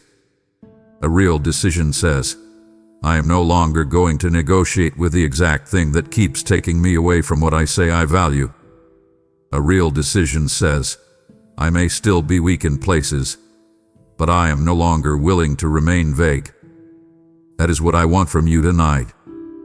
Clarity, honesty, commitment, not perfection. Decision. You have spent too many nights feeling convicted, but leaving the door open for the same old pattern to return tomorrow. You have spent too many moments saying, I need to do better, without defining what better actually looks like. You have spent too many late hours touched by truth but unwilling to become concrete. That ends here if you let it. But it will not end through emotion alone. It will end when you decide. Decide what time the noise stops. Decide what habit gets cut off. Decide what moment becomes protected. Decide what excuse loses authority. Decide what boundary gets built. Decide how you will return when you feel late. Decide what you will do when shame tries to keep you out. Decide what your closing rhythm will be. Decide now, not vaguely later. Because vague intentions are one of the enemy's favorite shelters. They feel sincere enough to comfort you without being clear enough to change you. I want more for you than that. I want a real yes. I want something that has shape. I want something you can actually obey tomorrow. So stop circling the issue. Stop admiring the truth without embodying it. Stop telling yourself you will probably do better. Make the decision. Speak it. Write it if you need to. Bring it before me. Let heaven hear your yes in a form that your habits cannot easily ignore. This is the moment. Not because I am impatient with you, but because I know the pattern loses power when your heart finally stops wavering and chooses. And now I want to press this into action, because I do not want this to remain beautiful language in your mind while the old rhythm quietly survives untouched. I want you to act before this moment cools. I want you to move while the truth is still alive in you. I want you to make a decision that is specific enough to protect you when tomorrow gets loud. So do this with me right now. Stop overthinking. Stop waiting for the best plan. Choose one real change and commit it before me. If late night noise is the thief, decide when it ends. If endless scrolling is the doorway, set the cutoff. If the phone in your hand keeps stealing the return, move it out of reach. If you keep telling yourself you will pray later, choose a smaller, earlier moment that is actually realistic. If you keep needing a dramatic comeback, decide that simple, real returns are now your path. If shame keeps delaying you, decide that the moment you feel ashamed is the moment you come closer, not farther. Choose. Name it. And once you name it, do not treat it casually. Honor it. Protect it. Build around it. Let it become the first stone in a new path. I also want you to understand that indecision is not neutral. If you walk away from this without deciding, you have already made a decision by default. You have decided to leave the old doorway open one more night. You have decided to trust intention without structure one more time. You have decided to let tomorrow negotiate what tonight could have settled. Do not do that. Close the gap. Finish a conversation with action. This is where I want more command in you than you have been using. Tell your future self what is going to happen. Tomorrow, before I sleep, I will return. Tomorrow, the phone goes down at this time. Tomorrow, I will not let the day close without one honest handoff. Tomorrow, when shame whispers, I come faster. Speak it. Not as a fantasy, as a decision. Then prepare for it. Put the reminder where it needs to be. Remove the distraction now, not when temptation arrives. Change the environment now, not only the intention. Because wise decisions are not only spoken, they are supported. If you know what keeps winning, stop pretending you can keep leaving everything unchanged and still expect a different outcome. Change the setup. Change the access. Change the order. Change the file minutes. Change what happens before the moment. Those changes are not a lack of spirituality. They are the practical shape of obedience. And I want you to see something else too. The decision itself will not make you flawless tomorrow. You may still feel resistance. You may still feel tired. You may still hear the old excuses. That does not mean the decision was fake. It means the old pattern will test whether you meant it. When that happens, remember tonight. Remember what you chose. Remember why it matters. Then act in alignment with the decision even if your emotions lag behind. This is how maturity grows. This is how intimacy becomes stable. Not by waiting until you feel like obeying, but by honoring what you already decided in a clear moment. So when tomorrow gets noisy, do not renegotiate. When the old habit reaches for you, do not enter debate. When the familiar excuse begins speaking, cut it off. Say no. I already decided. That sentence carries more power than you realize. Use it. Use it against delay. Use it against shame. Use it against distraction. Use it against the soft drift that keeps pretending it deserves another chance. Oh, I already decided. Then come to me. Even if it is brief. Even if it is imperfect. Even if it is not emotionally powerful. Come because you decided. Come because love made a choice.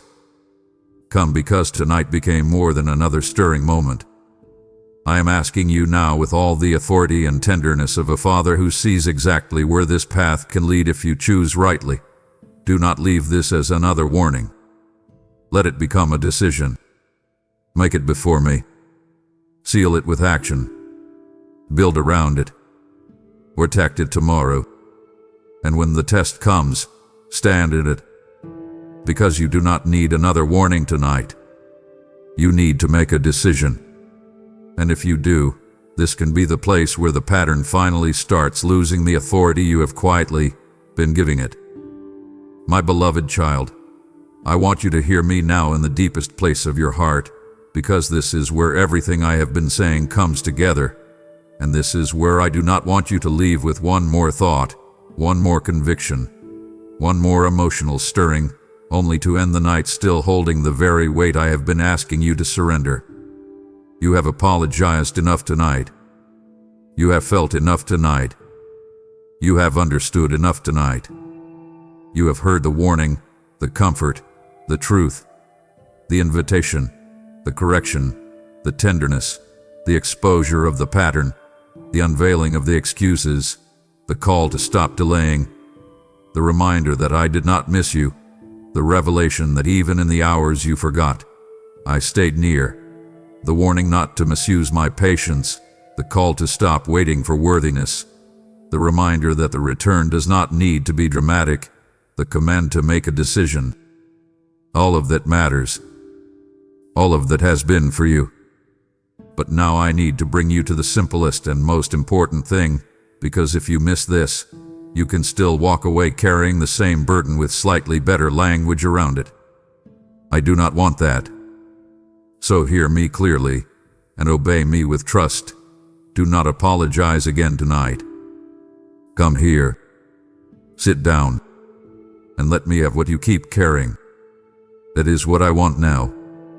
Not another loop of self-accusation. Not another round of explaining why you were late. Not another attempt to prove that you feel bad enough. Not another effort to show me how sincere your regret is. I already know. I know what is real in you. I know where the ache is genuine. I know the part of you that is tired of this pattern. I know the part of you that longs to be close. I know the hidden places where you feel ashamed, frustrated, disappointed in yourself, and quietly afraid that if this keeps happening, something precious might harden. I know all of that already. So stop trying to convince me of what I can already see. Stop rehearsing your apology as if the right words are the final answer. They are not. The final answer tonight is surrender.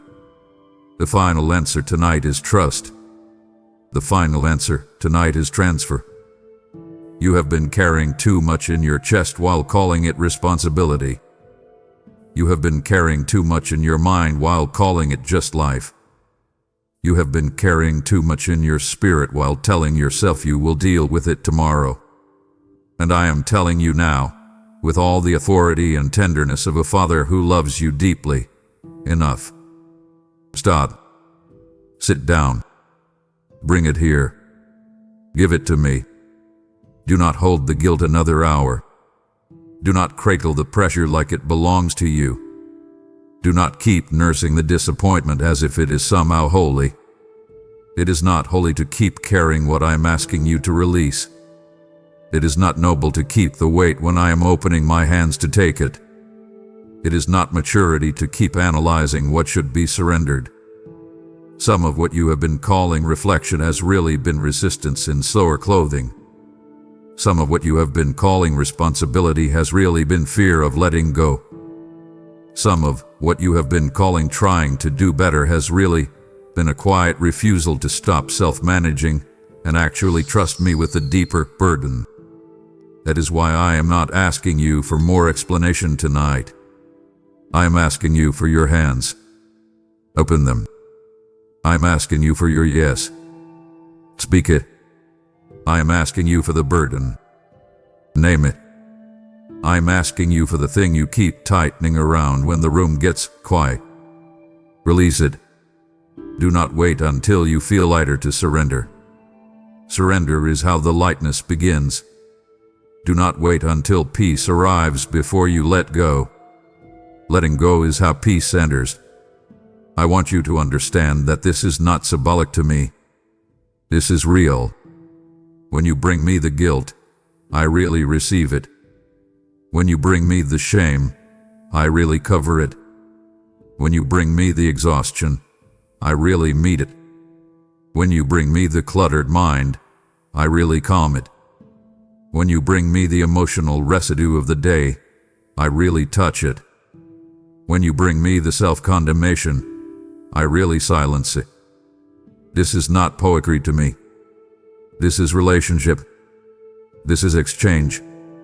This is what I died to give you access to. So stop standing at the edge of it as though you are still auditioning for permission. You have permission. You have access. You have invitation. You have me. So come here now. Sit down. Be still. Stop apologizing for one moment. Stop performing remorse for one moment. Stop narrating your failure for one moment. And let me have what you keep carrying. Let me have the mental noise. Let me have the hidden fear.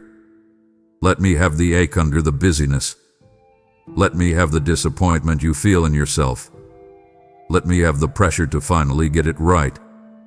Let me have the weariness in your bones. Let me have the little griefs you never stopped long enough to feel. Let me have the frustration, the spiritual lateness, the embarrassment, the self-judgment, the subtle dread that this pattern might define you. Give it to me. Every bit of it. Not tomorrow. Now. And now, my beloved child, I want to lead you into the final movement of this moment, because this is not merely about feeling better tonight. This is about sealing something deeper in your spirit. This is about making the kind of surrender that changes how you walk when the next day comes. This is about teaching your heart what to do when the pattern tries to speak again. So I want you to do this with me, and I want you to do it plainly, honestly, without performance. Sit still for a moment after this. Do not rush to the next thing. Do not let the old habit pull you away. Today, place your hand over your heart if that helps you focus. Take one slow breath. Then say this in your own real way, not as a ritual, but as an act of trust. Lord, I will not carry what you are asking me to surrender. I give you this night. I give you this pattern. I give you the guilt. I give you the delay. I give you the tiredness. I give you the pressure. I give you the shame. I give you the need to prove I mean it. I come close now. Say it slowly if you need to. Mean it. Let the words land. Then be quiet. Do not rush to fill the silence. Let me answer. Let me settle the room inside you. Let me place my peace where your mind hath been noisy. Let me place my steadiness where your emotions have been unstable. Let me place my tenderness where your inner critic has been cruel. Let me place my strength where your resolve has felt thin. This is where I want you to stop trying to leave this moment inspired and instead leave it surrendered. Inspiration fades. Surrender roots. Emotion rises and falls. Surrender changes posture. A strong feeling can carry you for an hour. A real yielding can reshape how you meet tomorrow. That is why I want you to end this message not with intensity for its own sake, but with a clean, deep, settled yes. A yes that says, I am done treating delay like my master. A yes that says, I am done asking shame for permission. A yes that says, I am done confusing business with harmlessness. A yes that says, I am done waiting for a better tomorrow to do what I can do tonight. A yes that says, I return in the real moment, not the ideal one. A yes that says, I will protect the doorway. A yes that says, I will come even when I feel late. But listen carefully. Do not make that yes in your own strength. Make it in partnership with me. Say, I cannot sustain this by striving, so I receive your help. Lead me tomorrow. Interrupt me tomorrow. Remind me tomorrow. Strengthen me tomorrow. Pull me back quickly tomorrow. Ask me for help specifically. Invite me into the next test before it comes. Tell me when the noise rises, remind me. When the excuse whispers, interrupt me. When the old habit reaches for me, steady me. When I feel ashamed, draw me faster. When the day gets crowded, help me return in the middle of it. When the night comes, do not let me close the day without you. That kind of invitation matters. It is not weakness. It is wisdom. And I want you to understand one final thing before this closes. This pattern is not your identity. This delay is not your name. This inconsistency is not your future unless you keep agreeing with it. You are not defined by the nights you came late. You are formed by what you choose when you hear my voice calling you now. And I am calling you now. Not into fear. Not into pressure. Not into performance. Into my presence. Into my peace. Into my covering. Into a truer rhythm. Into a clear surrender. Into a simpler, stronger way of walking with me. So come all the way in tonight. Do not stop at regret. Do not stop at tears. Do not stop at conviction. Come into surrender. Come into rest. Come into the place where your hands finally unclench and your heart finally says, you can have it. Then let me do what only I can do. Let me hold what you were never meant to carry. Let me quiet what you were never meant to solve alone. Let me restore what the day wore down. Let me close this night over you with peace instead of pressure. Let me become the final voice, the final touch, the final covering over this day. So I say it one last time, and I want you to receive it fully. Do not apologize again tonight. Come here. Sit down, and let me have what you keep carrying. You have laid it down. You have opened your hands. And now I invite you into one more act of surrender that carries eternal weight. What you release in this moment does not just lighten you.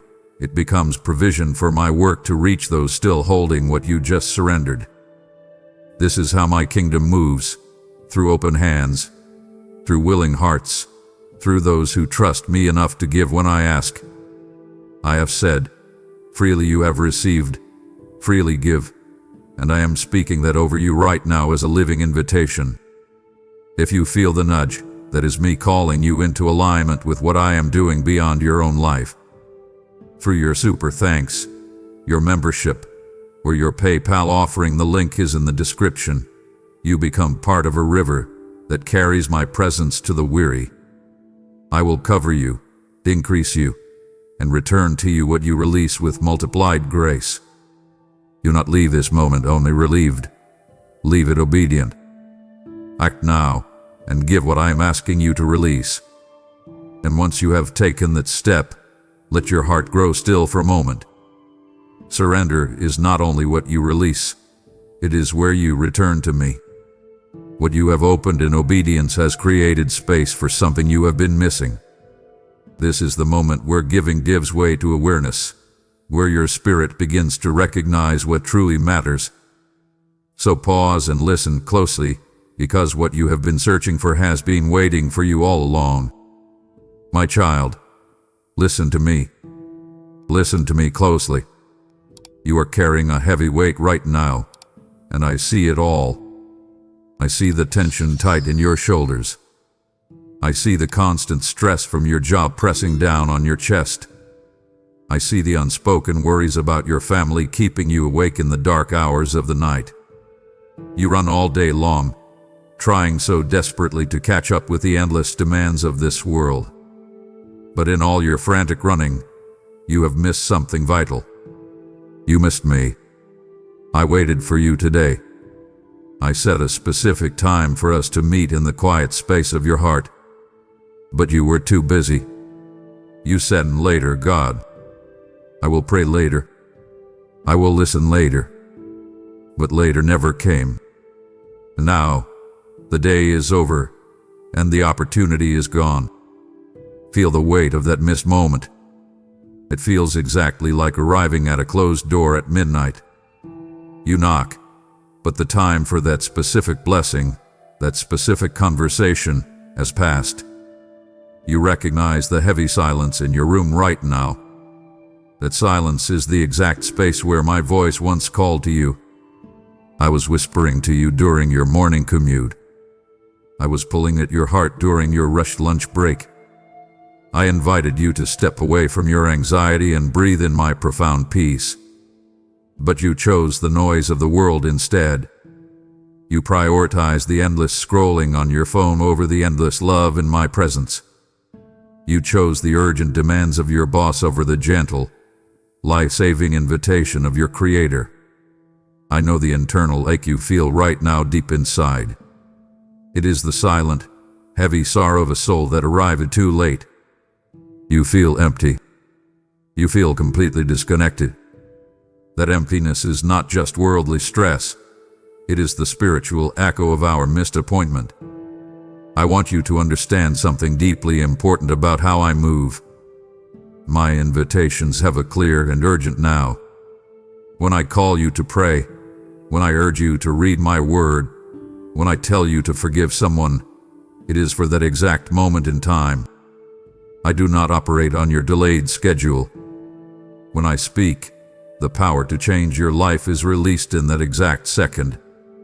Look at how you prioritize the things of this earth. You would never skip a meeting with a very important person. You would never be late for a flight you paid for. Yet, you constantly put me on hold. You treat my divine presence like a simple convenience rather than your absolute lifeline. This is a profound tragedy, my beloved. You are actively trading eternal peace for temporary panic. I tell you this because I love you beyond measure. I tell you this because later is the direct enemy of hearing me say, well done. You cannot build a deep relationship with me on the flimsy promise of tomorrow. Tomorrow is not yours to promise. Today is the only ground where we can truly meet. Stop running for just a moment. Breathe in my presence right now. Do you feel that tight knot in your stomach? That gripping fear of the future? That isn't from me.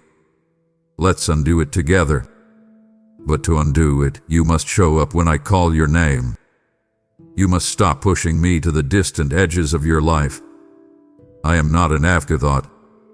I am the very breath in your lungs. I am the only one who can handle the impossible for you. When you skip our time together, you are skipping the very strength you desperately need to survive your daily battles. Make a choice right now. Command your wandering mind to focus entirely on me. Invite my spirit back into your physical and mental space. I am a God of endless mercy, but I am also a God of precise, divine timing. Do not let the thief of later steal the miracle I have prepared for you now. Your earthly excuses are loud, but my heavenly love is deeper. Come back to me today. Stand before my open door while it is still day. Do not wait for the heavy, heartbreaking silence of the midnight hour. I am here. I am waiting. You not be late again. You look at your calendar and you see a seemingly endless horizon of days, weeks, and months. You convince yourself that time is an ocean that will never run dry. You whisper to your own tired soul, I will seek him tomorrow. One more day of rest. One more day of focusing on my job. One more day of sorting out my family tensions, and then I will give God my full attention. I hear this lie you tell yourself. I see the deception you have welcomed into your mind. You are suffering from the delusion of one more day. You believe tomorrow is a guarantee, but tomorrow is a blank page that only I have the authority to turn.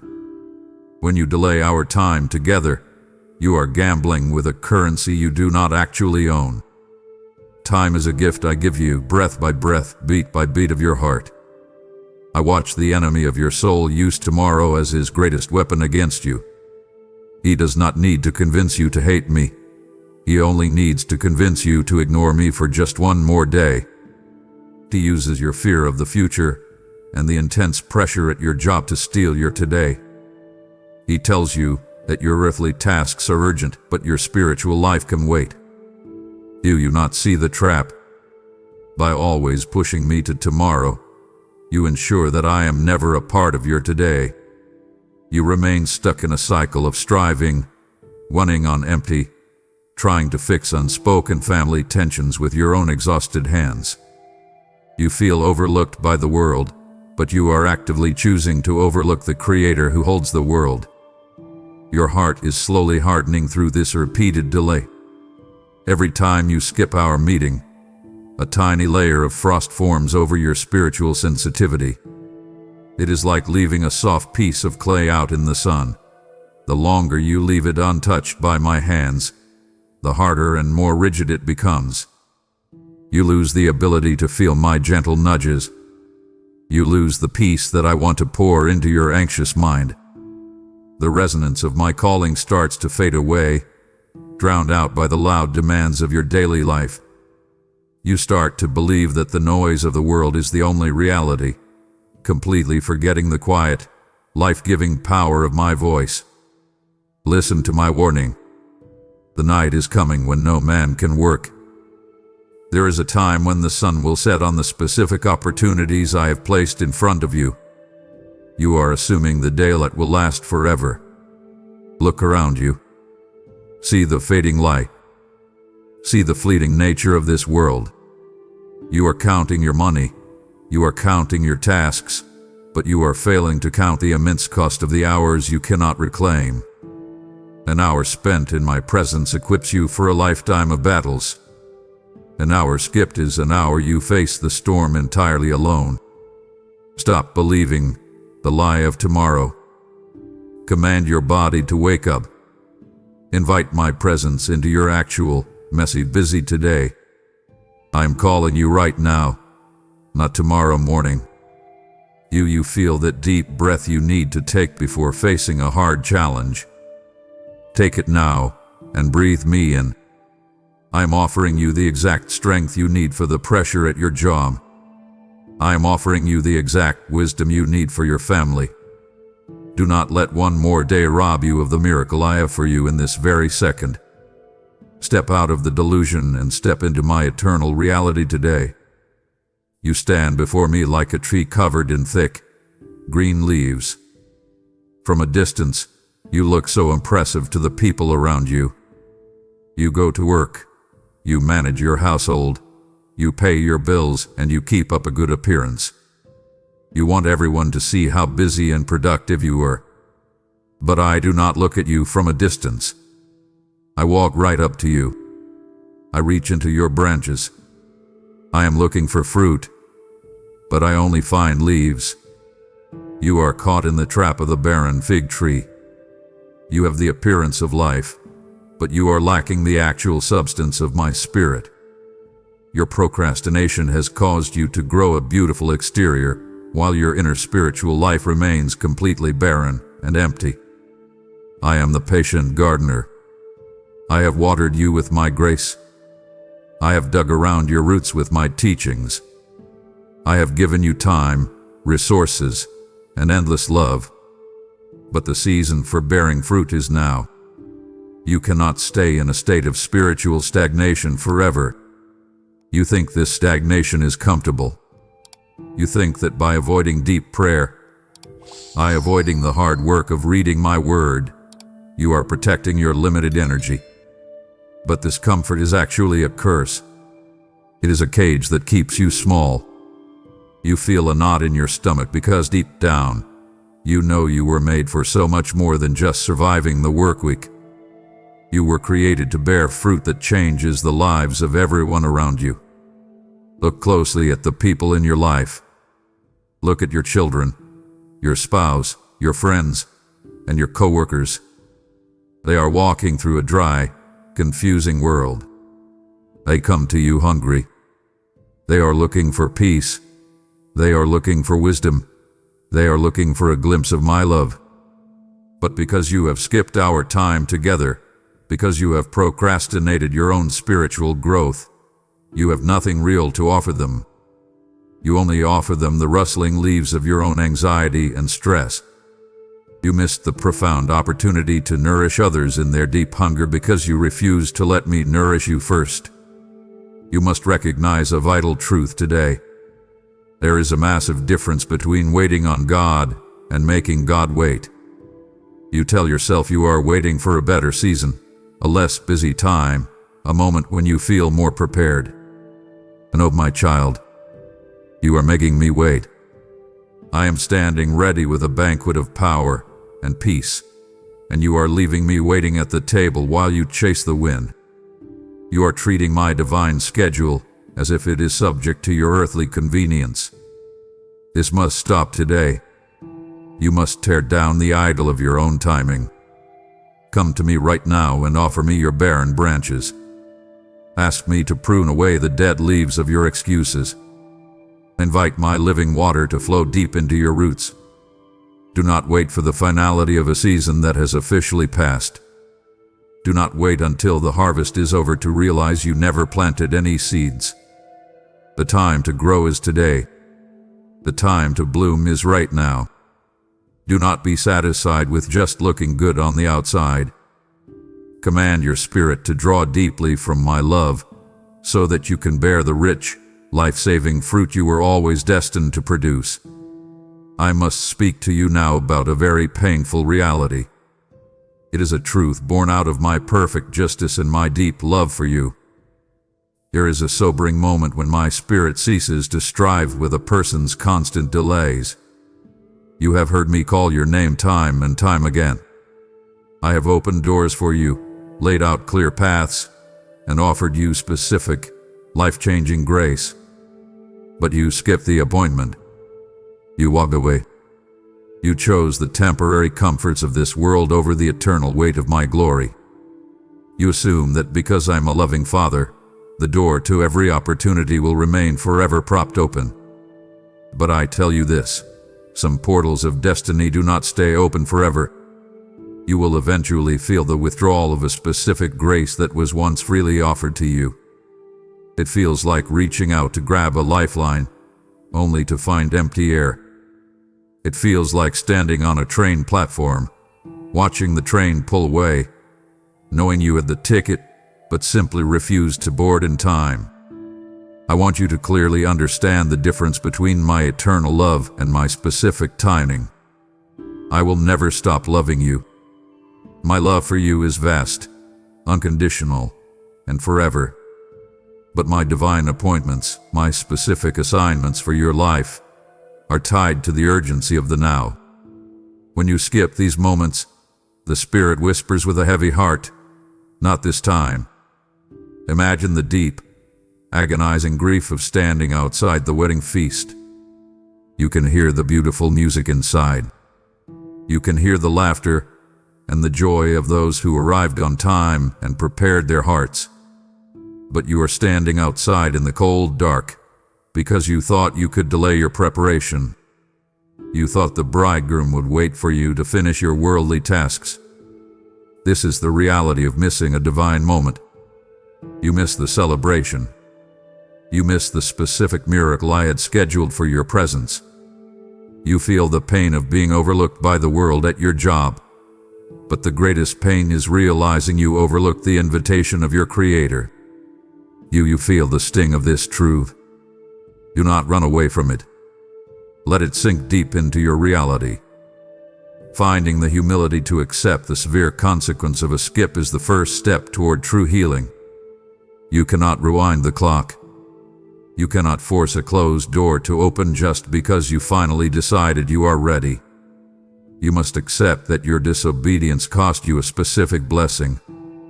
But do not let this acceptance turn into bitter despair. Let it turn into a burning, holy urgency for the next time I call your name. Wipe your tears and look at me. Listen to my voice right now. I am giving you a new chance today, but you must treat it as a life or death matter. Do not let the tragedy of the closed door destroy your future. Use the sting of not this time to guarantee that your answer will forever be yes, Lord, right now. Break the habit of making me wait. Surrender your calendar, your plans, and your fears to me entirely. Come back into the light of my presence. I am still here, but the time to move is today. Act now, before the next shadow falls. I see the complex architecture of your excuses. You have become a master builder, stacking one reason on top of another until you have built a massive wall between us. You look at this wall and you call it a valid, responsible life. You tell me I am too tired. My boss sent an urgent email. The kids need my attention. I have to pay the bills. I need just a little more sleep. You build these altars to your own busyness, and you bow down to them every single day. I see exactly what you are doing. I know the pressure you feel. I know the fear of the future that drives your frantic actions. But I also know that your valid reasons look like empty idols in my holy sight. You are terrified of failing in the eyes of the world. You feel you must constantly prove your worth at your job. You feel the heavy, unspoken tensions in your family, and you think that if you just work harder, you can fix them. But this fear masquerades as a need for more preparation. You tell yourself that once everything is perfectly organized, then you will have time for me. You are waiting for a perfect Tuesday that will never arrive. You are allowing your earthly responsibilities to become a tyrant that dictates your spiritual life. You are letting the noise of your email inbox drown out the gentle, powerful whisper of the Holy Spirit. Look closely at what you call comfort. You think skipping prayer gives you an extra hour of comfortable sleep. You think skipping my word gives you time to relax in front of a screen. But this comfort is a cage. It is a cage that traps your divine potential. It keeps you weak, anxious, and easily broken by the storms of life. You are trading the ultimate freedom of my presence for the cheap, temporary relief of a distraction. You are locking yourself in a tiny room of earthly worries when I have invited you to walk in the vast, open fields of my grace. You must actively break this cycle of justifying your absence today. You cannot keep feeding me the leftover scraps of your time and expect to experience the fullness of my power. You must start seeing your excuses through the lens of eternity. Will that urgent email matter in 10,000 years? Will the opinions of your coworkers dictate your eternal destiny? No. Only your relationship with me holds eternal weight. When you stand before me, your beautifully constructed wall of excuses will crumble into dust. Tear down these altars of busyness right now. Command your schedule to submit to my authority. Refuse to let the mundane swallow the miraculous any longer. Take a deep breath, exactly like the quiet pause before a storm breaks. and let go of your need to control everything. Invite me into the very center of your mess, your stress, and your fatigue. Do not wait until you are rested to come to me. Come to me so that I can give you true rest. Stop building excuses and start building your life on the solid rock of my eternal word. You have just decided to tear down the heavy altars of your excuses. But the world is still frantically building walls to block my voice. I am inviting you to partner with me right now to completely shatter those walls for others who are chronically late to my presence. Your faithful support today ensures that this exact message reaches the desperate, anxious soul who is one skip away from total despair. Like a sudden hammer striking the rock, your giving shatters the stone of delay and releases a river of spiritual awakening across the earth. For I tell you now, as you give, it shall be given unto you, pressed down, shaken together, and running over into your own lap. Do not tell me you will sow tomorrow. The harvest of these awakened souls demands your obedience today. I will massively multiply your seed, granting you divine time, unbroken peace, and extreme favor in your earthly work. Step out of your comfort and release your gift through Super Thanks membership with a PayPal link in the description right now. My precious child, do not turn away from me now. We have only just begun to tear down the heavy walls you have built, and it breaks my heart to see you even consider walking away when your true freedom is right in front of you. If you close this message now, you will walk right back into the crushing anxiety of your job and the silent tension of your home, entirely alone. Stay with me. Listen closely to what I have to say next. Do not grieve my spirit by leaving our appointment early. I am speaking directly to your survival today, so give me your complete attention. You believe that missing just one day of prayer is a minor thing. You think to yourself, it is only one morning. God understands my pressure. I will simply catch up tomorrow. But I want to show you the high, devastating cost of the skip mentality. There is a heavy, cumulative effect to your minor disobedience. It starts as a single skipped day. Then it becomes 2. Then a week passes. Then a month. How missing one day makes the next skip incredibly easy. Your conscience stops bothering you. The silence in your room no longer feels alarming. It just feels normal. You are slowly normalizing your distance from the creator of the universe. This erosion of spiritual discipline is silently destroying your divine intimacy. It is like a boat tied into a dock. When you skip your time with me, you untie the rope. You might not notice the movement at first. The water seems calm.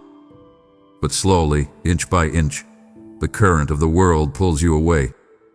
You drift further and further from my voice, further from my protection, further from the deep peace I designed for you. Before you know it, you are stranded in the middle of a dark, turbulent sea, wondering how you got so far away from home. You drift because you stopped choosing to drop your anchor in my presence every single day. When you adopt this skip mentality, you lose your rightful place in the vanguard of my movement. I have a massive, dynamic plan unfolding in this world right now. I am looking for frontline soldiers. I am looking for people who are awake, alert, and listening for my immediate command. But because you are constantly skipping out, because you are late to the post, I have to pass over you. You lose the honor of being used for my greatest works. You are stepping out of the stream of my miraculous power and settling for a dry, ordinary existence on the riverbank. Think of the missed miracles that were specifically scheduled for your presence. I had a word of comfort for you yesterday that would have solved the tension in your family. I had a clear strategy for your career that would have removed the pressure at your job. I had a divine appointment for you to help a broken person you walked past on the street. But you were not there. You skipped the meeting. The miracle was ready, but the recipient was absent. You cannot afford to live this way, my child. The stakes of your daily life are far too high. Turn your drifting ship around right now. Throw your anchor back into the solid truth of my word. Command your body and your mind to return to the discipline of daily, intimate conversation with me. Do not let the current of the world dictate your direction for one more second. Step out of the shadows of your absence and step back into the bright light of my purpose. I am calling you back to the front lines. I am calling you back to the miraculous life. Do not skip my call today. Answer me now, and watch how I restore the intimacy you thought you had lost forever. I want to take you back to a story you have heard many times, but today I need you to hear it as if I am speaking it directly into your current reality. You remember the parable of the 10 virgins. 5 were wise, and 5 were foolish. You see yourself as one of the wise ones because you know my name and you go to church. You carry a lamp. You look like a follower. You sound like a believer. But I look inside your vessel, and I see that you are running entirely on empty. You have a lamp, but you have no flame. You are trying to survive the intense pressure at your job with a dry spirit. You are trying to navigate the unspoken tensions in your family with no oil in your heart. You think you can simply borrow strength when the crisis hits. You think you can rely on your spouse's faith, your mother's prayers, or your pastor's devotion. But I tell you the absolute truth. You cannot borrow oil at the midnight hour. You must gather your own oil today. You must build your own relationship with me right now. When the sudden storm of life breaks, when that fear of the future suddenly becomes a reality right in front of you, there will be no time to run to the market and buy what you should have gathered over the years. You will panic. You will turn to others and beg for their peace, but they will not be able to give it to you. Their peace was bought with hours spent in my presence, hours that you decided to skip. You skipped the quiet moments. You skipped the early mornings. You skipped the deep, personal conversations with me because you were too busy worrying about being overlooked by the world. And because you skipped the preparation, you will find yourself standing in the dark when the bridegroom arrives. I want you to feel the absolute shock of hearing the words, "I do not know you." I am not talking about knowing your name. I created you, and I know every hair on your head. I'm talking about knowing you in the context of divine timing and intimacy. When you constantly push me away, when you consistently choose the world over my presence, you become a stranger to my timing. You stand outside the door knocking, demanding to be let into the peace and the joy of the kingdom, but the door is firmly shut. The finality of a shut door in my kingdom is a tragedy that breaks my heart, and it should terrify yours. Your preparation today directly dictates your entry tomorrow.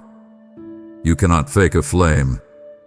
You cannot manufacture the warmth of the Holy Spirit with a quick, rushed prayer when tragedy strikes. I command you to buy oil today.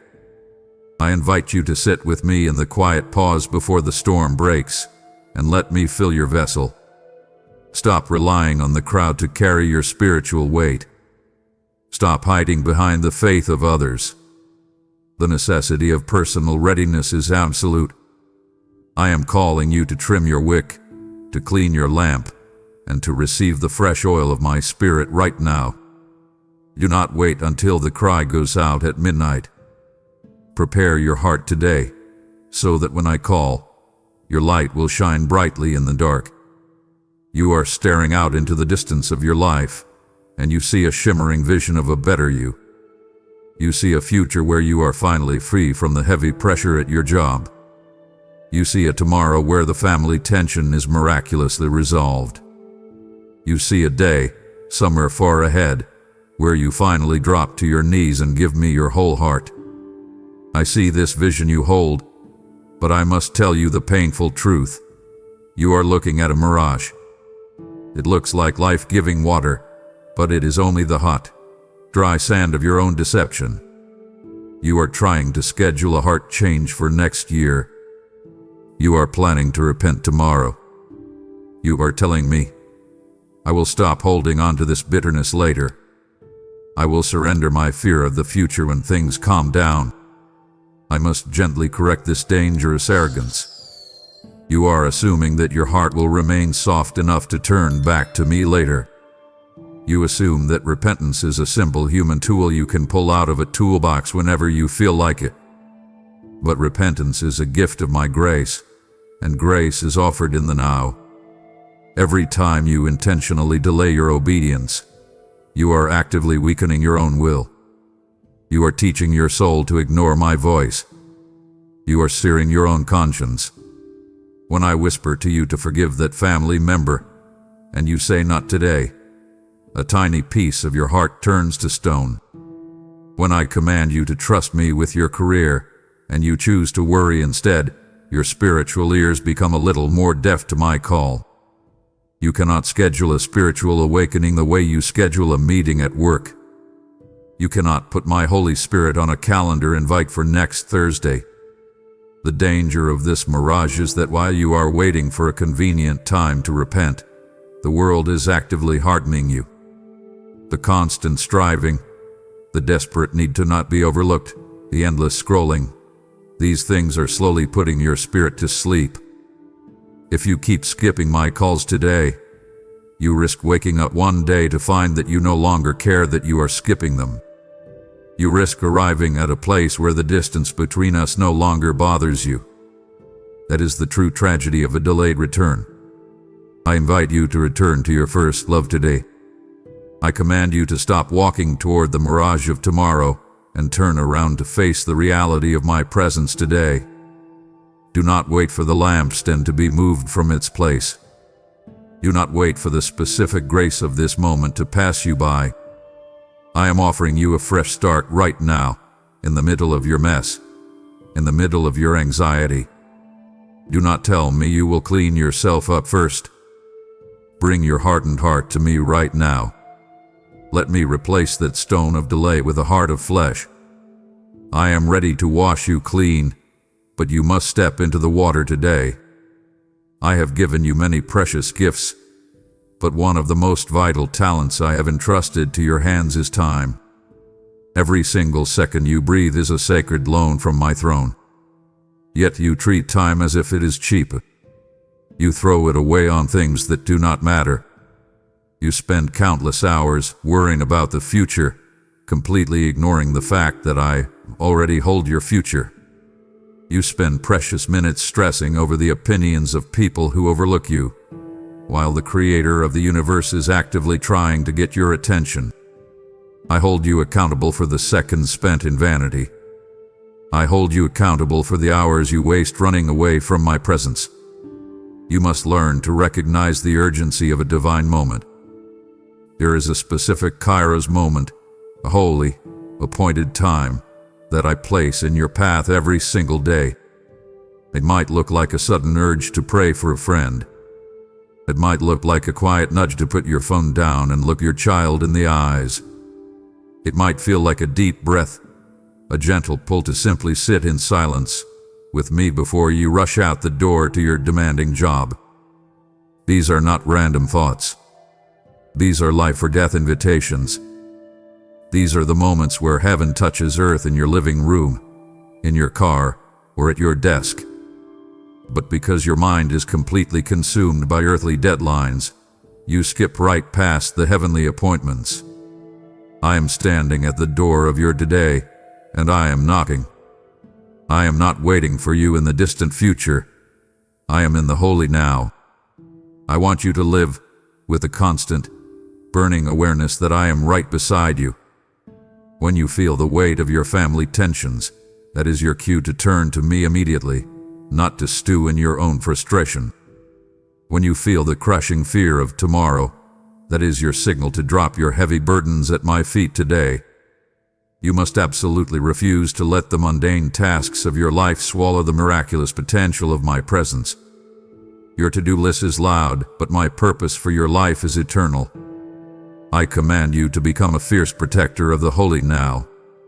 I invite you to consecrate your calendar to me.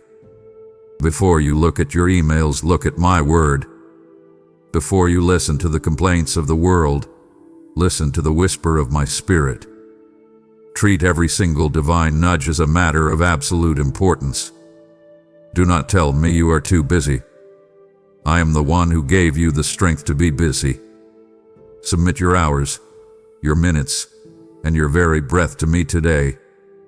If you learn to steward the holy now with me, I promise you that the anxieties of tomorrow will lose all their power over your mind. I look at you, and my heart is moved with a deep, profound sorrow. You are so close. You are standing right on the border of the kingdom. You know my teachings. You desire my peace. You genuinely want to see the tensions in your family healed. And you want to be free from the crushing weight of your job. You are almost there. You are not far from the kingdom of God. But I must tell you a hard truth. Being almost inside the house still means you are standing outside in the cold. Almost following me is still a choice to stay behind. You cannot inherit my full blessing while keeping one foot planted in your old, fearful way of life. You remind me of the rich young ruler who came to me asking for eternal life. He wanted the blessing, but he did not want to let go of his worldly security. When I asked him to surrender his wealth and follow me, he walked away with a heavy heart. You are doing the exact same thing today. Your wealth might not be money. Your wealth is your control. Your wealth is your reputation at work. Your wealth is your carefully managed schedule. I am asking you to surrender those things, to drop the plow of your own striving and follow me. But you look back. You look back at the opinions of others. You look back at your fear of failure. And in looking back, you become unfit for the incredible work I have called you to do. Do you not see the tragedy of the almost disciple? You endure all the struggles of living in this broken world, but you miss out on the supernatural power I offer to overcome it, simply because you hesitate to fully commit. You stand at the edge of the Jordan River, looking at the promised land of peace and purpose, but you refuse to step into the water. You miss your spiritual inheritance because you are afraid to get your feet wet. You say to me, I intended to pray today. I intended to forgive them. I intended to trust you. But intentions do not open the gates of heaven. Intentions do not break the chains of anxiety. Only obedient action does. I command you to convert I intended to into I did. I invite you to step over the line today. Stop lingering in the doorway of decision. The sorrow of walking away from my true calling is a weight far heavier than any pressure your job could ever place on you. Do not be the disciple who almost changed the world. Do not be the child who almost experienced true freedom from fear. Drop your heavy nets of excuse right now. Turn your eyes completely away from the things that hold you back. Take my hand, step fully into my presence, and let us walk into your divine inheritance today. I am waiting for your total yes. You are no longer the almost disciple standing on the border. You have chosen to step fully into the rushing waters of my now. I am calling you to prove that total commitment by joining my urgent rescue mission for those still lingering in the dangerous shadows of delay. Every seed you plant today becomes a spiritual lifeline, pulling a hesitant, terrified soul out of the darkness and into my eternal kingdom. You are sowing pure light into the darkest, most crowded spaces of the internet, igniting a wildfire of immediate repentance. I declare over you, he who supplies seed to the sower and bread for food will absolutely multiply your store of seed and enlarge the massive harvest of your righteousness. The time to act is strictly this exact second, before another precious child walks away with a heavy heart. I will violently rebuke the devourer for your sake, protecting your finances and flooding your home with supernatural provision. Anchor your obedience immediately by giving through Super Thanks membership with a PayPal link in the description today. My beloved, I see the distractions of your day trying to pull you away from this conversation, but I urge you to stay. It deeply grieves my fatherly heart when you stand so close to your miracle and then simply walk away. You are right on the edge of the exact peace you have been begging me for in the dark. Do not abandon our time together now. If you leave, you are choosing the cold, heavy cage of your own fear over the warm embrace of my power. Keep listening. Honor my voice. Stay in this holy moment, and let me finish healing your tired soul. I want you to picture the vast, dry wilderness. When my people wandered in the desert, I guided them with a pillar of cloud by day and a pillar of fire by night. The rule of their survival was simple. When the cloud moved, they had to move. When the fire lifted, they had to pack up their tents and follow. I operate exactly the same way in your life today. My presence is a moving cloud. I'm always advancing. I'm always calling you into new seasons, new depths of faith, and new levels of trust. But I see you sitting stubbornly in your old camp. You are nostalgic for the way things used to be. You want me to stay in your comfortable, predictable box, but I have already moved on. You are terrified of the changing seasons in your life. The pressure at your job is shifting, your family dynamics are changing, and your fear of the future makes you want to build a permanent house in the wilderness. You say, I will skip the journey today. I will stay right here where I feel safe. But there is a massive danger in staying at an old camp when my presence has departed. If you refuse to move when I move, if you skip my command to step forward today, you will wake up tomorrow in a spiritual desert. The provision was in the cloud. The protection was in the fire. When you stay behind, you are left entirely alone with the snakes and the scorpions of your own anxiety.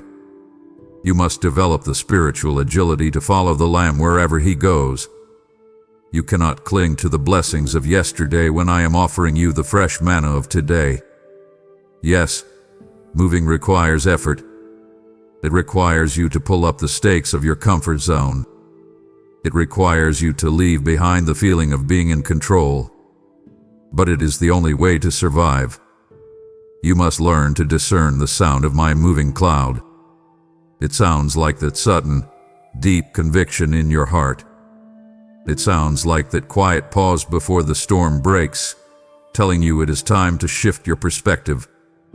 It sounds like my voice whispering, let go of that old grudge and follow me into peace. I command you to pack up your fears right now. I invite you to leave the dry, dusty camp of your procrastination. Do not let your nostalgia for the past prevent you from experiencing the brilliant now of my glory.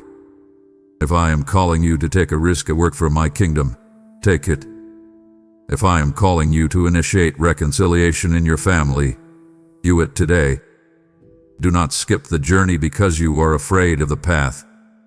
I am the path. I am the guide. I will never lead you into a battle without giving you the exact weapons you need to win.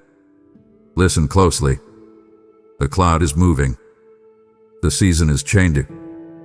Rise to your feet, take my hand, and step confidently into your new day. You wear a heavy crown made of schedules, deadlines, and endless to-do lists. You sit on the throne of your own calendar, believing you are the master of your time. I see the deep exhaustion this illusion causes you. You try to manage every minute of your day to survive the pressure at your job and the unspoken tensions in your family. You think that if you just organize your life a little better, you will finally have time for me.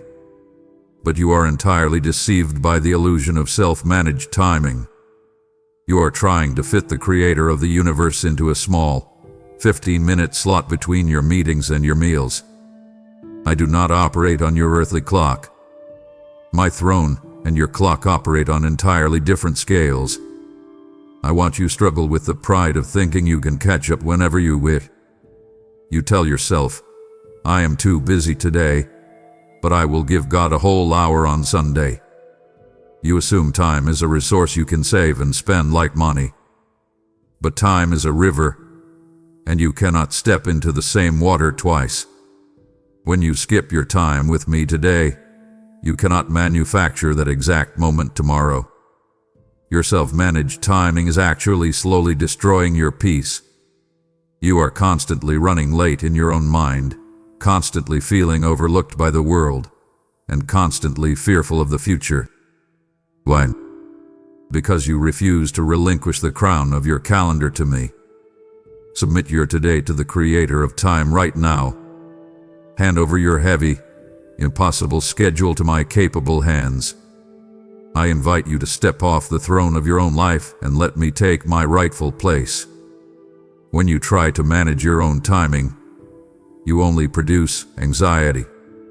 When you trust my divine urgency, you produce lasting, unshakable peace.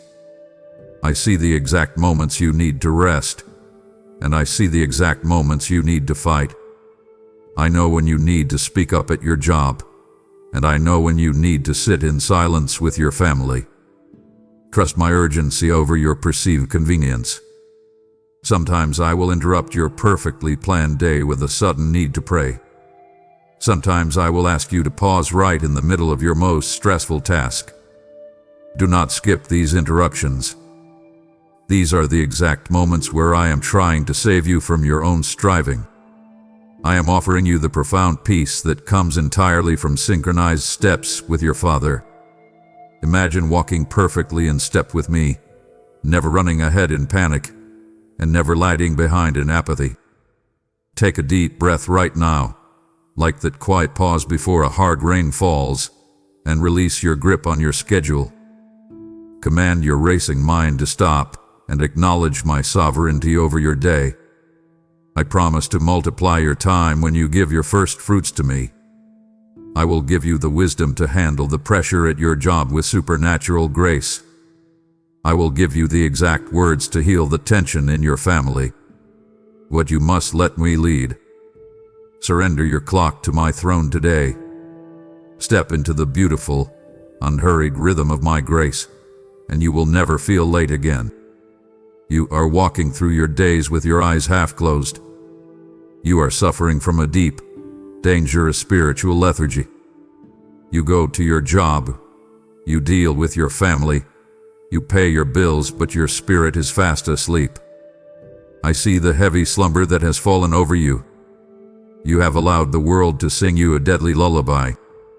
The world tells you to just survive, to just make it through the week, to just numb your fear of the future with mindless entertainment. You are scrolling through your phone, watching hours slip away while your soul slowly starves. You are skipping the very things that give you life because you are too spiritually sleepy to care. I am calling out to you with a loud, urgent voice today. Awake, O sleeper. Rise from the dead, and I will shine my light upon you. You cannot afford to sleep through this critical season of your life. The pressure at your job is not just a worldly problem. It is a spiritual battle, and you are fighting it in your pajamas. The unspoken tensions in your family are not just personality clashes. They are targeted attacks on your peace, and you are entirely unarmed. How can you protect your home when you are asleep at the guard post? How can you hear my voice when your ears are filled with the noisy lullaby of this temporary world? You must wake up before the sun sets on your opportunities. I am visiting your life every single day, but you are missing me because you are not paying attention. Imagine the utter shock of a sudden, divine visitation while you are completely asleep. I knock on the door of your heart with a specific miracle, a specific answer to the fear that keeps you up at night. But you are too groggy to answer. You mumble, "Just 5 more minutes, God," and you roll over. By the time you finally wake up, the opportunity has passed. The grace for that specific moment has moved on. You feel the knot in your stomach because you realize you missed me again. Command your spirit to wake up right now. I invite you to shake off the heavy blanket of your apathy. Look closely at the things in your life that are ready to die. Your joy is fading. Your peace is crumbling. Your hope for the future is barely breathing. You must actively strengthen the things that remain. You cannot do this while you are asleep. You must stand up, wash the sleep from your eyes, and engage with me fully. Put on the armor of light while it is still day. I am handing you the exact weapons you need to defeat your anxiety. I am offering you the helmet of salvation to protect your mind from the fear of the future.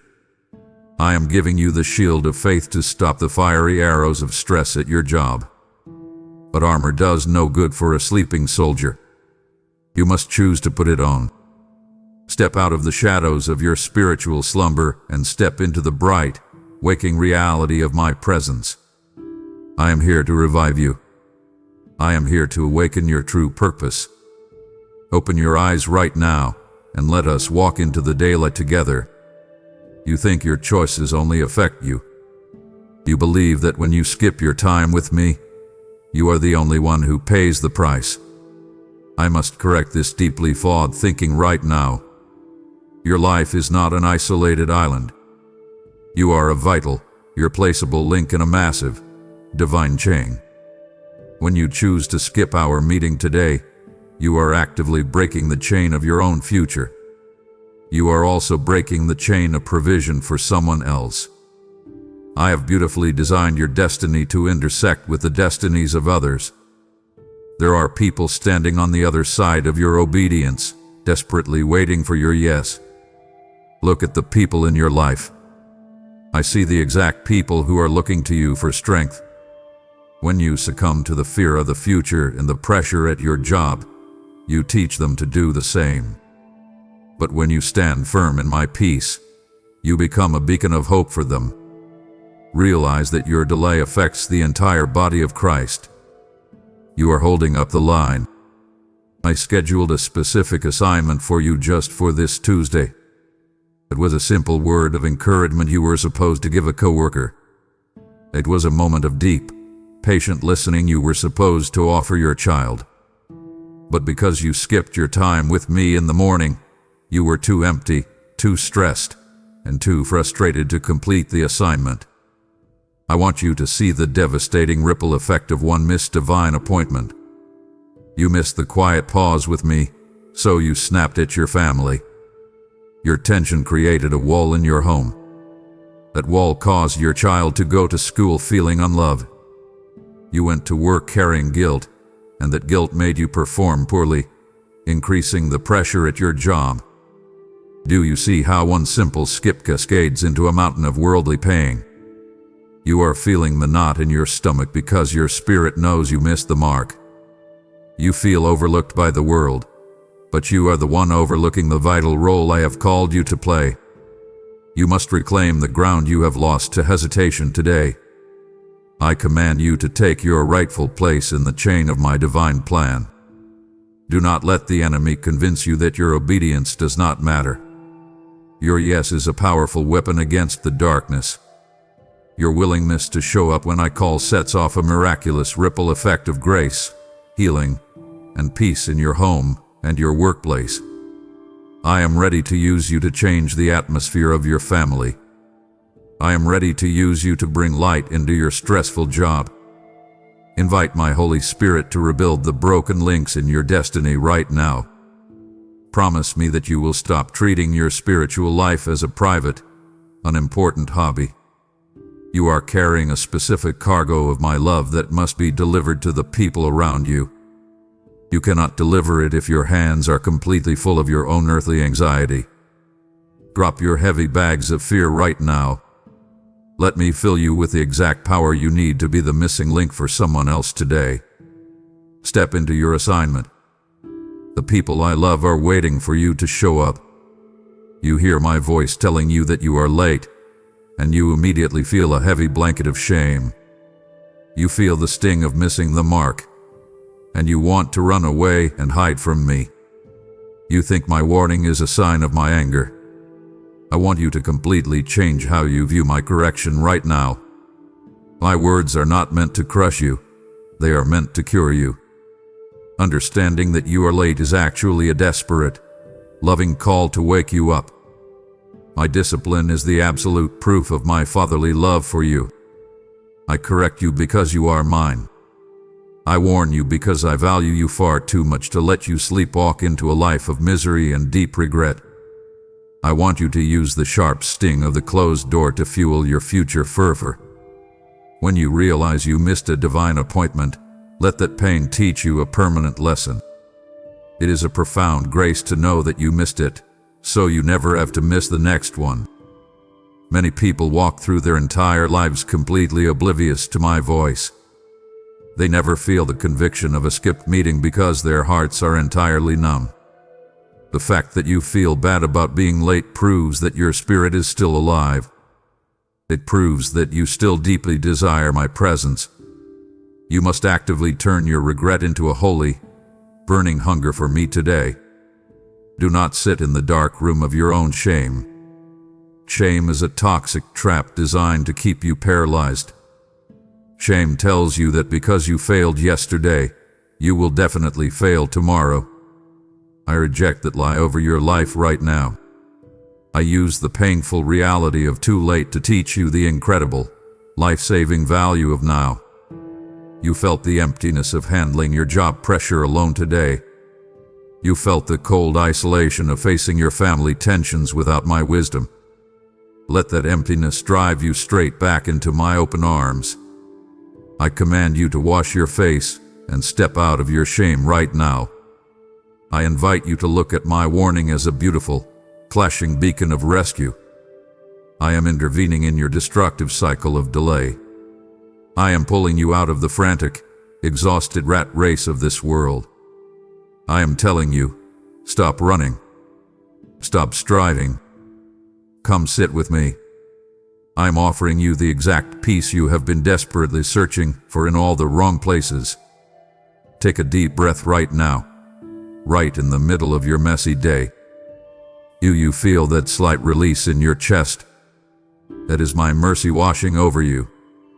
I am completely wiping your slate clean. I forgive your delays. I forgive your procrastination.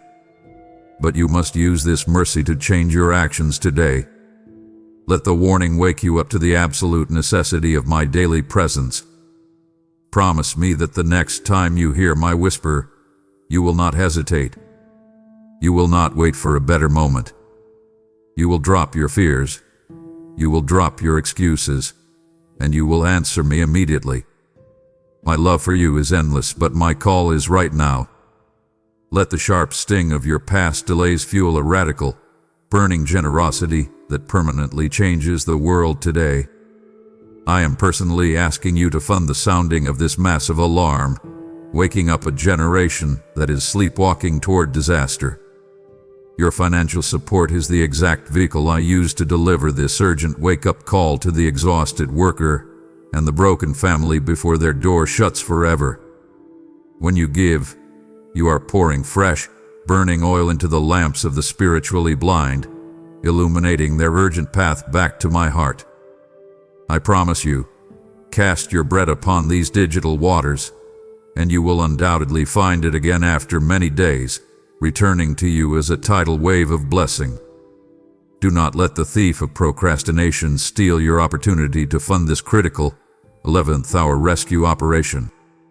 I will instantly restore the years the locusts have eaten in your own life, unlocking financial breakthroughs and radical peace for your obedience. Do not hesitate. Sow your vital seed right now using Super Thanks, becoming a member, or the PayPal link in the description below. Do not stop listening to me, my child.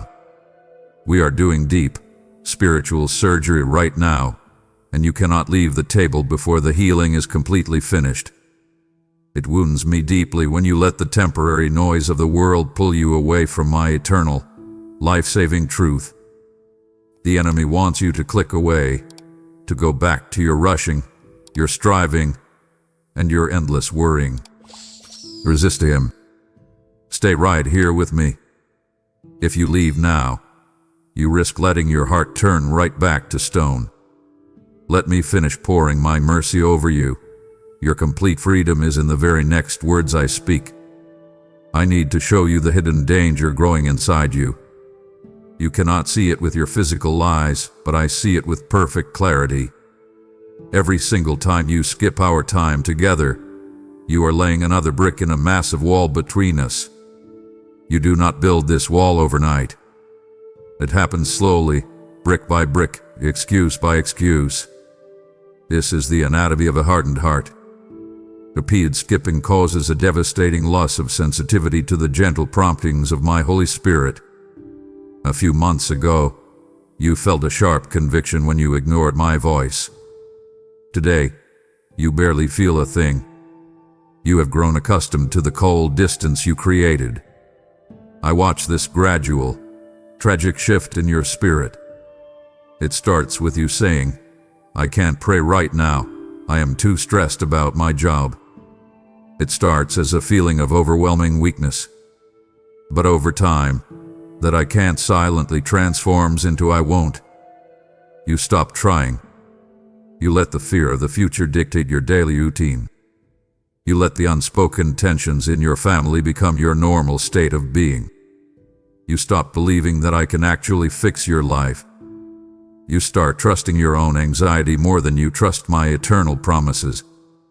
This is exactly how a soul that is chronically late eventually becomes a soul that is deeply bitter.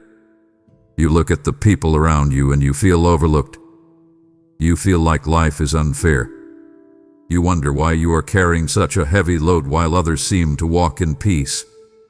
You are bitter because you are operating entirely on your own exhausted strength. You cut yourself off from the only source of living water, and now you are angry that you are dying of thirst. A hardened heart cannot receive my comfort. A hardened heart cannot feel the quiet pause before the storm breaks. It only feels the brutal, violent crashing of the waves. I am offering you the absolute cure for a heart that has grown cold through neglect. You cannot break this wall of stone with your own human willpower. You cannot simply decide to be softer. You must bring that hard, bitter heart to me. I am the only one who can perform the spiritual surgery you desperately need. I will remove that stone of delay and replace it with a soft, beating heart of flesh. I will restore your sensitivity to my voice. I will make you tender again. I will make you capable of feeling my profound, unconditional love. I command you to stop building that wall today. I invite you to lay down your heavy bricks of excuse and step into the clearing with me. Pray to me right now exactly as you are. Say, "To my heart has grown hard. I have let the pressure of this world make me cold. Break my heart of stone." Do you feel that tight knot in your stomach beginning to loosen? That is my spirit going to work inside you. Do not resist the softening. Do not run back to the familiar, cold comfort of your own anxiety. Let me break down the wall. Let me hold you close again. Choose to be tender, choose to be responsive, and choose to answer me today. I want you to stop and look around at the people in your life today. Look at the crowded spaces you walk through. Look at your busy workplace. Look at the crowded streets and the endless noise of your community. The vast majority of the people you see are living under a dangerous, collective illusion. They truly believe there is plenty of time. They walk through their days with a casual, slow pace when it comes to their souls. They tell you to just relax, to blend in, to focus on climbing the corporate ladder, and to put off your spiritual life until you are older and more settled. I see how deeply this culture of procrastination infects your own mind. You feel the intense pressure at your job to conform to their rhythm. You feel the fear of being overlooked by the world if you do not run the same frantic, earthly race they are running. But I am calling you to step entirely off that crowded path right now. I command you to stand apart from the culture of delay, the road that leads to true peace, to the resolution of your family tensions, and to the healing of your anxious mind is a narrow gate. It requires swift, decisive, and immediate action. You cannot walk through the narrow gate while dragging the heavy bags of the world's casual attitude behind you. The world tells you to wait until tomorrow to forgive your spouse. The world tells you to wait until you have more money to trust me with your future. You not see how this slow pace is actively robbing you of my power. You are letting the spiritual laziness of your coworkers and your neighbors dictate your own spiritual sprint. I invite you to break free from their sluggish rhythm today. Refuse to let the slow, apathetic pace of this world slow down your desperate run toward my presence. Think of the shepherds on the night my son was born. When the angels delivered the message, the shepherds did not sit around discussing their busy schedule. They did not say they would visit the manger after they finished managing your sheep. They moved with sudden, beautiful haste. They ran toward the miracle. I am asking you to emulate that exact same haste today.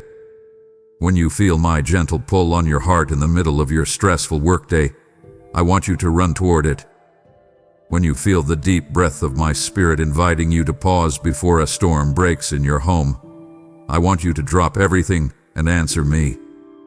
Your immediate obedience is the only thing that will shield you from the crushing fear of the future. I know the deep loneliness you feel when you choose this urgent way. It is profoundly lonely to be the one who runs toward me while everyone else around you is loitering in their own comfort. You feel isolated at your job when you choose integrity over cutting corners. You feel isolated in your family when you choose quiet prayer over loud, angry arguments. But I promise you, you are never actually alone. I am running right beside you. I am matching your every stride. Do you feel that tight knot in your stomach when you think about standing out? Give that knot to me right now. Command your heart to embrace the urgent way. Choose the narrow gate today, and I will give you a supernatural peace that the crowded, delaying world will never, ever understand. I hear the quiet, defeated whisper in your mind every single day. I ask you to step up. I ask you to lead your family in peace. I ask you to trust me with your career, and you immediately respond, I am not ready.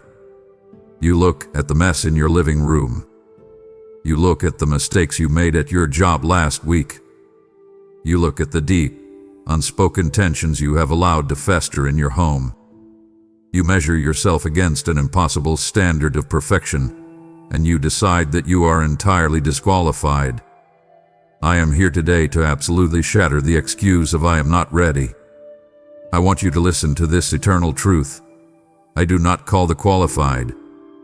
I actively, powerfully qualify the ones who simply answer me with a yes. You are waiting for a season of perfection that will never arrive on this broken earth. You think that if you read just one more book, or if you wait until the pressure at your job completely disappears, then you will finally be ready to serve me and trust me. But this waiting for perfection is not humility, my child. It is actually a very subtle, dangerous form of pride. You are relying on your own human ability to make yourself clean. You are trusting your own strength to prepare your heart. But your strength is entirely an illusion. Your human efforts will only leave you exhausted, overlooked, and terrified of the future. I invite you to discover the massive power of my strength, which is made perfectly complete in your exact moments of weakness. I want you to step into the water before it parts. When my people stood at the edge of the rushing Jordan River, I did not stop the water while they were safely standing on the dry bank. I commanded them to put their feet into the dangerous, rushing current first. The miracle only happened after they took the step of unready obedience. You want the tension in your family to vanish before you start acting with love. You want the fear of your future to disappear before you start trusting me. But you must step into the rushing water of your daily life first. You must forgive your family member while your heart still hurts. You must praise me at your job while the pressure is still crushing your shoulders. I command you to learn that immediate obedience is the absolute best form of preparation.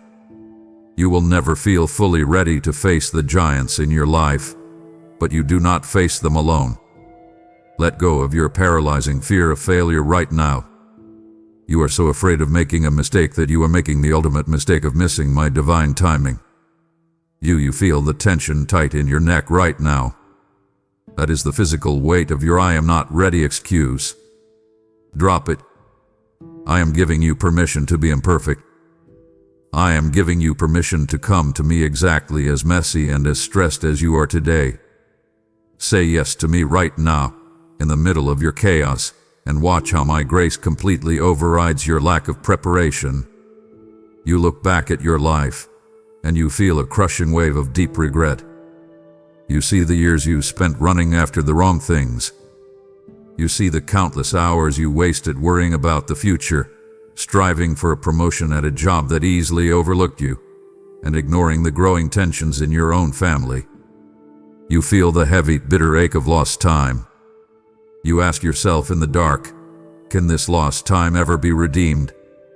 Is it too late for me to experience the fullness of God's power? I am speaking directly to that silent, agonizing question right now.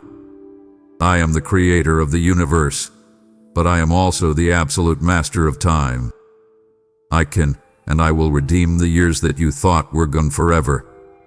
I invite you to seek my face right now for a massive, double portion of my grace. You feel like you are entirely behind in the race of life.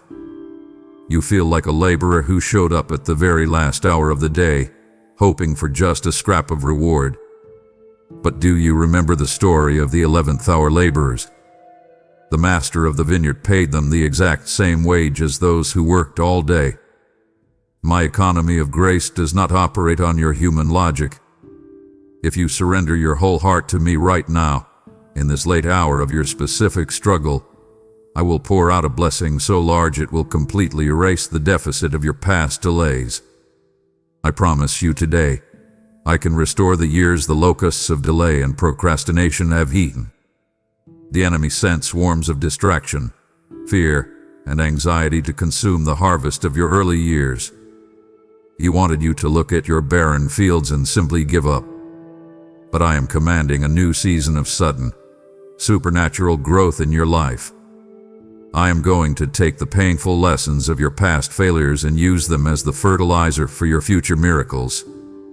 Because you now know the bitter taste of missing my voice, you will become the most attentive, desperate listener in my kingdom. I am shifting you from being chronically late to actively leading others into my presence. But this radical shift requires your absolute, total surrender. You cannot reclaim your lost watch by applying the same tired, anxious efforts that lost it in the first place. You must relinquish control over your remaining days. Command your mind to stop looking backwards with heavy shame. Your past is a closed door, but your now is a wide open field of grace. Take a deep breath right now.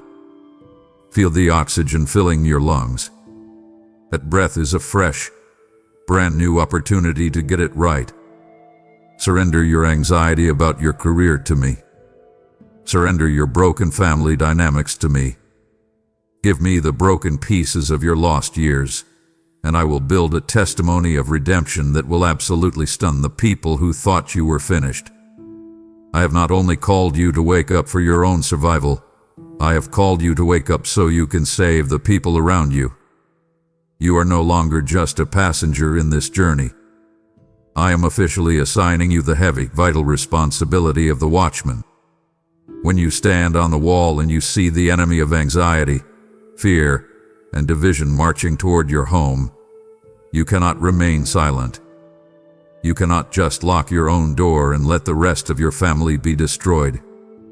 I am holding you accountable for the lateness of your brothers and sisters. If you see your spouse drowning in the exact same fear of the future that used to trap you, and you say nothing, their continued pain is on your hands. You must begin to sound the loud, clear trumpet in your own home. I am not telling you to become a harsh, angry preacher who constantly criticizes your family. It only creates more unspoken tension. I am commanding you to sound the trumpet by living a life of radical, undeniable peace. When the pressure at your job hits a boiling point and your coworkers are falling apart in panic, I want you to stand perfectly still and display my unshakable calm. That calm is the loudest trumpet blast you can ever blow. It warns them that their worldly striving is failing, and it shows them that a better, divine way actually exists. I am placing the heavy burden of this current, delaying generation directly onto your shoulders. I want you to look very closely at your children, or the young people you influence. They are watching your every single move. They are actively learning how to manage time, stress, and fear by watching how you manage yours. If they see you constantly skipping your prayer time because you are too busy answering work emails, you are actively teaching them that the world is more important than their creator. You are teaching them to be late for their own divine appointments. I invite you to aggressively model the now lifestyle for them. Let them see you drop everything to seek my face. Let them hear you apologize when you lose your temper due to stress. Let them see what immediate, humble repentance looks like in real time. You are called to become the primary catalyst for a massive spiritual awakening in your own home. Do not wait for a pastor or a teacher to fix your family tensions. I have placed my spirit inside of you. You have the authority to command the atmosphere of your living room. Command the spirits of division, anxiety, and constant delay to leave your house right now. Step fully into your role as the watchman today. Keep your eyes wide open, keep your heart fiercely tender, and refuse to let the people you love sleepwalk into the trap of procrastination ever again. I am with you, and I will give you the exact words to say when the moment arrives. You have accepted the heavy, glorious mantle of the watchman, and now it is time to forcefully blow the trumpet. I invite you to stand on the wall with me and practically support the broadcasting of this life-saving warning to the absolute ends of the earth. Your immediate generosity empowers this channel to reach the chronically late, pulling them out of their toxic slumber and into my urgent grace. Your giving is the spark that sets the dry, dead brush of this apathetic culture ablaze with the undeniable fire of my Holy Spirit. Hear my voice declare over your life. Bring the whole tithe and offering into the storehouse, and see if I will not throw open the floodgates of heaven to pour out so much blessing that there will not be room enough to store it. The enemy is working overtime to silence this message, making your immediate, decisive action a matter of absolute spiritual warfare. I will fiercely guard your family, multiply your earthly resources, and establish your legacy as a champion of my kingdom. Sound the alarm with your generosity right now by using Super Thanks, joining as a member, or clicking the PayPal link in the description. My child, the finish line of our conversation is in sight, but you must not walk away before I give you my final command. It would absolutely shatter my heart to see you give up when I am about to hand you the specific keys to your entire family's peace. Do not let the sudden rush of your busy schedule steal these last, crucial minutes from us. To stop listening now is to reject the heavy, beautiful calling I am placing on your life today. Honor the deep, unconditional love I am pouring out for you. Stay with me to the very end, because what I say next will change your tomorrow forever. You spend hours crafting the perfect plan for your day. You block out your time for your job, your time for your chores, and your time for your rest. You hold onto this schedule with a tight, anxious grip, believing that if you just stick to the plan, you can finally control your fear of the future. But I want to remind you of a fundamental truth that you constantly forget. I am the sovereign king of the universe, and I possess the absolute, undeniable right to interrupt your plans. When I suddenly whisper to your heart to change your direction, and you refuse because it does not fit your schedule, Your skip is not just a minor mistake. It is a direct affront to my lordship over your life. You call me Lord, but you treat me like a consultant whose advice you can either take or leave depending on your mood. This must end today. I am inviting you into the profound, breathtaking beauty of a life that is completely on call for the King. Think of a doctor who is on call. They do not get angry when the phone rings in the middle of the night. They expect the interruption, and they move immediately because lives are at stake. I want you to adopt that exact same mindset for your spiritual life. The lives of your family members, the peace of your coworkers, and the destiny of your own soul are actively at stake every single day. I command you to find deep, genuine joy in the sudden, unexpected shifts of my spirit. When your car breaks down, when the project at your job completely fails, when your family plans are ruined by an argument, do not look at these moments as absolute disasters. Look at them as my sovereign interruptions. I am purposely breaking apart your fragile, stressful plans to insert my perfect, peaceful will. I am trying to save you from a path that was leading straight into a wall of anxiety. You must completely abandon the idol of the planned day and embrace the raw and unpredictable power of the anointed day. An anointed day rarely goes according to your human schedule, but it always ends in a miracle. Do you feel the tight grip you have on your calendar right now? Open your hands. Let go of your desperate need to predict every outcome. The servant who is found eagerly watching and waiting for the master is the servant who receives the greatest reward. I promise you, the rewards of yielding to my interruptions are infinitely better than anything you could have scheduled for yourself. I will replace your exhausting, predictable routine with a life of divine adventure. Promise me today that you will stop fighting my detours.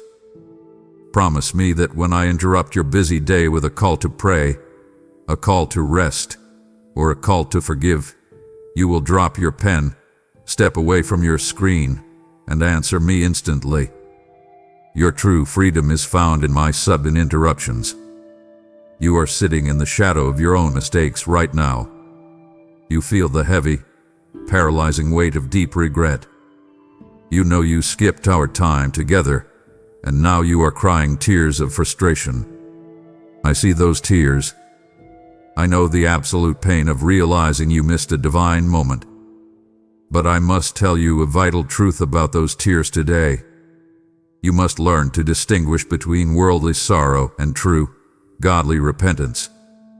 Worldly sorrow is simply feeling bad because your life is hard. It is crying because the pressure at your job is crushing you, or because the unspoken tensions in your family finally broke your heart. It is the shame of feeling overlooked by the world and knowing your own delay caused it. Worldly sorrow keeps you trapped in the past. It makes you stare at the closed door, completely paralyzed by your own shame. But godly repentance is entirely different. Godly repentance feels the sting of the mistake, but it immediately turns around and runs back into my open arms. I command you to move past this paralyzing shame right now. You cannot undo the fact that you were late yesterday. You cannot magically reverse the harsh words you spoke to your family when you were running on empty. But dwelling on your past skips will only cause you to miss your next divine appointment. I watch you beat yourself up over your failures, and I tell you to stop. Wash your face right now. Wipe away the tears of defeat. Prepare your heart for the very next command I give you. You are spending so much time mourning the lost opportunity that you are completely ignoring the brand new door I am holding open for you today. You must accept the consequence of your delay, but you must also aggressively seek the Comforter. I am here to comfort you, not to condemn you. I am here to lift your head, not to push you down into the dirt. I invite you to step out of your dark room of regret today. Your regret is a heavy anchor, and I am calling you to sail forward. Do you feel the knot of guilt tight in your stomach? Hand that guilt to me. I already paid the ultimate price for your delays. I already shed my blood so that your mistakes do not have to define your eternal destiny. The hope I offer you remains fully alive as long as there is breath in your lungs. You are still breathing, which means I am not finished with you. You still have a pulse, which means you still have a powerful purpose. Do not let the enemy convince you that one missed meeting ruins your entire future. He wants you to stay stuck in your shame because a shameful believer is a silent, ineffective believer. Refuse to be silenced by your own mistakes today. I am actively restoring your soul right now. I am giving you the exact strength you need to face your demanding boss and your stressed family. But you must let go of yesterday. You must stop carrying the heavy bags of your past failures into your brand new day. Promise me that you will stop looking backward. Look directly at me. Listen to my voice calling you forward. Receive my total forgiveness right now, and let us walk together into the light of this new moment. Your tears of regret are finished. Your season of bold, immediate obedience begins right now. You look at the world around you, and you only see endless stress. You see the crushing pressure at your job, the bills you have to pay, and the constant fear of the future. But I look at your exact same life, and I see a massive, golden field entirely ready for harvest. I want you to start seeing your life exactly the way I see it. Your workplace is not just a place to earn money. It is a field of souls desperately waiting for the light you carry. Your home is not just a place to sleep. It is a vital harvest ground where the seeds of peace and love must be gathered. I have set a specific harvest time for every single relationship and every single opportunity in your life. But there is a deep tragedy unfolding in your field right now. The crops are starting to rot simply because the laborers are late. I need you to understand that seasons of heavenly harvest do not wait for lazy workers. A farmer cannot tell the ripe wheat to wait an extra month because he is too tired to work. If he skips the harvest day, the fruit falls to the ground and completely rots. This is exactly what happens when you skip your divine appointments. You have a coworker who is silently drowning in depression, and I specifically called you to speak hope into their life today. But you were too consumed by your own anxiety to notice. The harvest was ready, but you were late. You have a child who needed a word of deep encouragement this morning, but you were rushing, stressed, and distracted by your phone. The moment to harvest that child's heart came and went. Do you feel the heavy sorrow of arriving with empty hands? I do not want you to live with that sorrow. I invite you to experience the massive, undeniable joy of bringing in the sheaves. There is no feeling on this earth that compares to the joy of partnering with me to save a life. When you show up on time, when you answer my call immediately, you become a powerful instrument of my grace. You get to watch broken families heal. You get to watch stressed, anxious minds find profound peace. But you have to show up to the field. You must understand the extreme urgency of the souls hanging in the balance today. Your obedience is not just about your own personal comfort. Your obedience is a matter of life and death for the people I have placed directly in your path. The world feels completely overlooked and forgotten, and I want to use your hands to remind them that they are deeply loved. Commit to me right now that you will never skip a harvest day again. I command you to open your eyes and look at the ripe fields right in front of you. Stop waiting for a better season. Stop waiting for the tension in your family to magically resolve itself. You are the laborer I sent to resolve it. You are the worker I assigned to that exact field. Take up your tools today. Take up the tool of intense prayer. Take up the tool of my living word.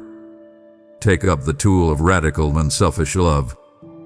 Step into your workplace tomorrow not as a stressed employee, but as a fully authorized harvester of the Most High God. Step into your living room tonight carrying the absolute peace of my presence. The harvest is waiting, my child. Do not be late. You spend so much time worrying about what will happen next year. You are constantly consumed by the fear of the future. You worry about your retirement, your health, and the stability of your job. You run yourself ragged trying to prepare for every earthly disaster you can imagine. But I must ask you a very direct question today. How are you preparing for your eternal invitation? You are treating your life on earth as if it is the final destination, completely forgetting that this life is only the waiting room for eternity. How you respond to me today actively prepares you for forever. When you skip our daily meetings, when you push my voice away because you are too stressed about your earthly job, you are completely failing to prepare for the only reality that actually lasts. I command you to make the practice of immediate obedience your permanent way of life. You cannot build a deep, lasting relationship with me by occasionally showing up when you feel like it. You must live with the desperate, burning cry of Maranatha in your heart. You must want my presence more than you want a promotion at your job. You must desire my peace more than you desire the approval of the people who constantly overlook you. I am preparing a massive, eternal banquet for you. I have written your name in the book of life. But I do not just want your name on a list. I want your actual soul in the room with me. I want you to know my voice so intimately that when I call you home, you run to me like a child running to a loving father. You are carrying the heavy, exhausting label of being late. You feel late on your bills, late on your career goals, and late in resolving your family tensions. I want to completely remove that painful label from your life today. I invite you into the deep, unshakable peace of a life lived exactly on my divine schedule. When you walk in perfect step with me, you are never late. You are always exactly where you need to be. The ultimate reward of those who keep the watch is not just a crown in heaven. It is the absolute peace of my presence right here, right now, in the middle of your messy, stressful world.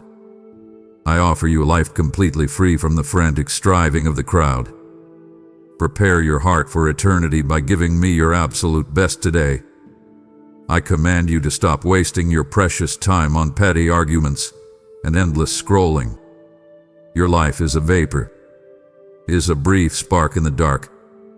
Do not let that spark burn out while you are staring at a screen or worrying about a job that will eventually replace you. Focus your eyes entirely on me. Make your relationship with me the absolute center of your entire existence. When you wake up, let my name be the first word on your lips. When you go to sleep, let my promises be the final thought in your mind. If you prepare your heart today, the fear of the future will completely vanish, because you will know exactly who holds your tomorrow. I am giving you a final, absolute mandate today. You have heard my voice. You have felt the deep conviction in your chest. You know exactly what you have been doing wrong, and you know exactly how much it has cost you. Do not let this conversation simply fade away into the noise of your busy life. I command you to never skip the king again. I am drawing a firm line in the sand right now, and I am asking you to step over it. Consecrate your calendar to me today. Give me complete control over your mornings, your afternoons, and your nights. Stop acting like you are the master of your own time. You are my beloved child, and I am your sovereign Lord. I demand your attention, not because I am a harsh dictator, but because I am a loving Father who knows that my presence is the only thing that will actually save you. I invite you to seal this decision right now. I want you to make a permanent commitment to respond to my very first whisper. Do not wait for me to shout. Do not wait for a massive crisis in your family or a terrible disaster at your job to finally force you to your knees. Answer me when I whisper in the quiet moments. Pray this commitment out loud right now. Father, I surrender my time to you. I repent of my delays. I promise to seek your face before I seek the approval of the world. Give me the grace to overcome this spirit of delay. I hear that prayer. I see the sincere intention of your heart. I am actively releasing the supernatural grace you need to break the chains of procrastination forever.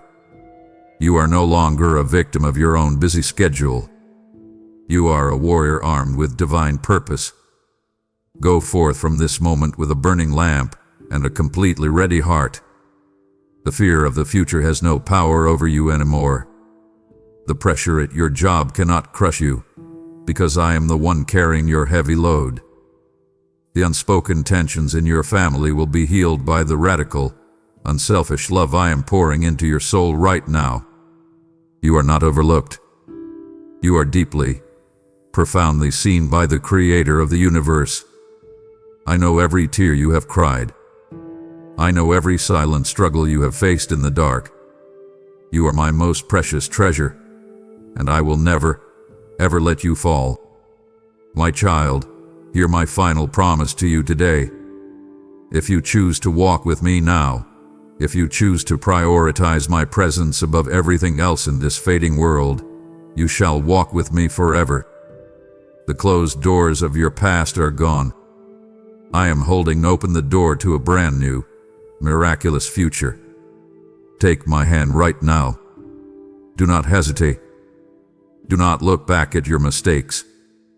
Step forward into the brilliant light of my eternal love. Our divine appointment starts right now, and it will never end. Amen. You have made the ultimate vow to never skip the King again, sealing your absolute surrender to my divine timing. I am directly commanding you to put a permanent seal on that vow by actively funding the rapid expansion of my kingdom right now. Every dollar you release becomes a supernatural magnet, drawing thousands of lost, rushing, and anxious souls into the quiet sanctuary of my love. You are dropping golden seeds of manna into a starving world, feeding those who are dying of spiritual hunger in the wasteland of their own delays. I speak this unbreakable promise over you. Whoever sows generously will absolutely reap a massive, overwhelming harvest of joy and prosperity. The harvest is rotting in the fields while men debate. You must act with violent faith in this exact moment to secure the crop. I will completely shatter every financial chain holding you back, flooding your life with extreme favor and unshakable peace forever. Prove your now belongs to me by giving instantly through Super Thanks, becoming a member, or using the PayPal link in the description. Amen.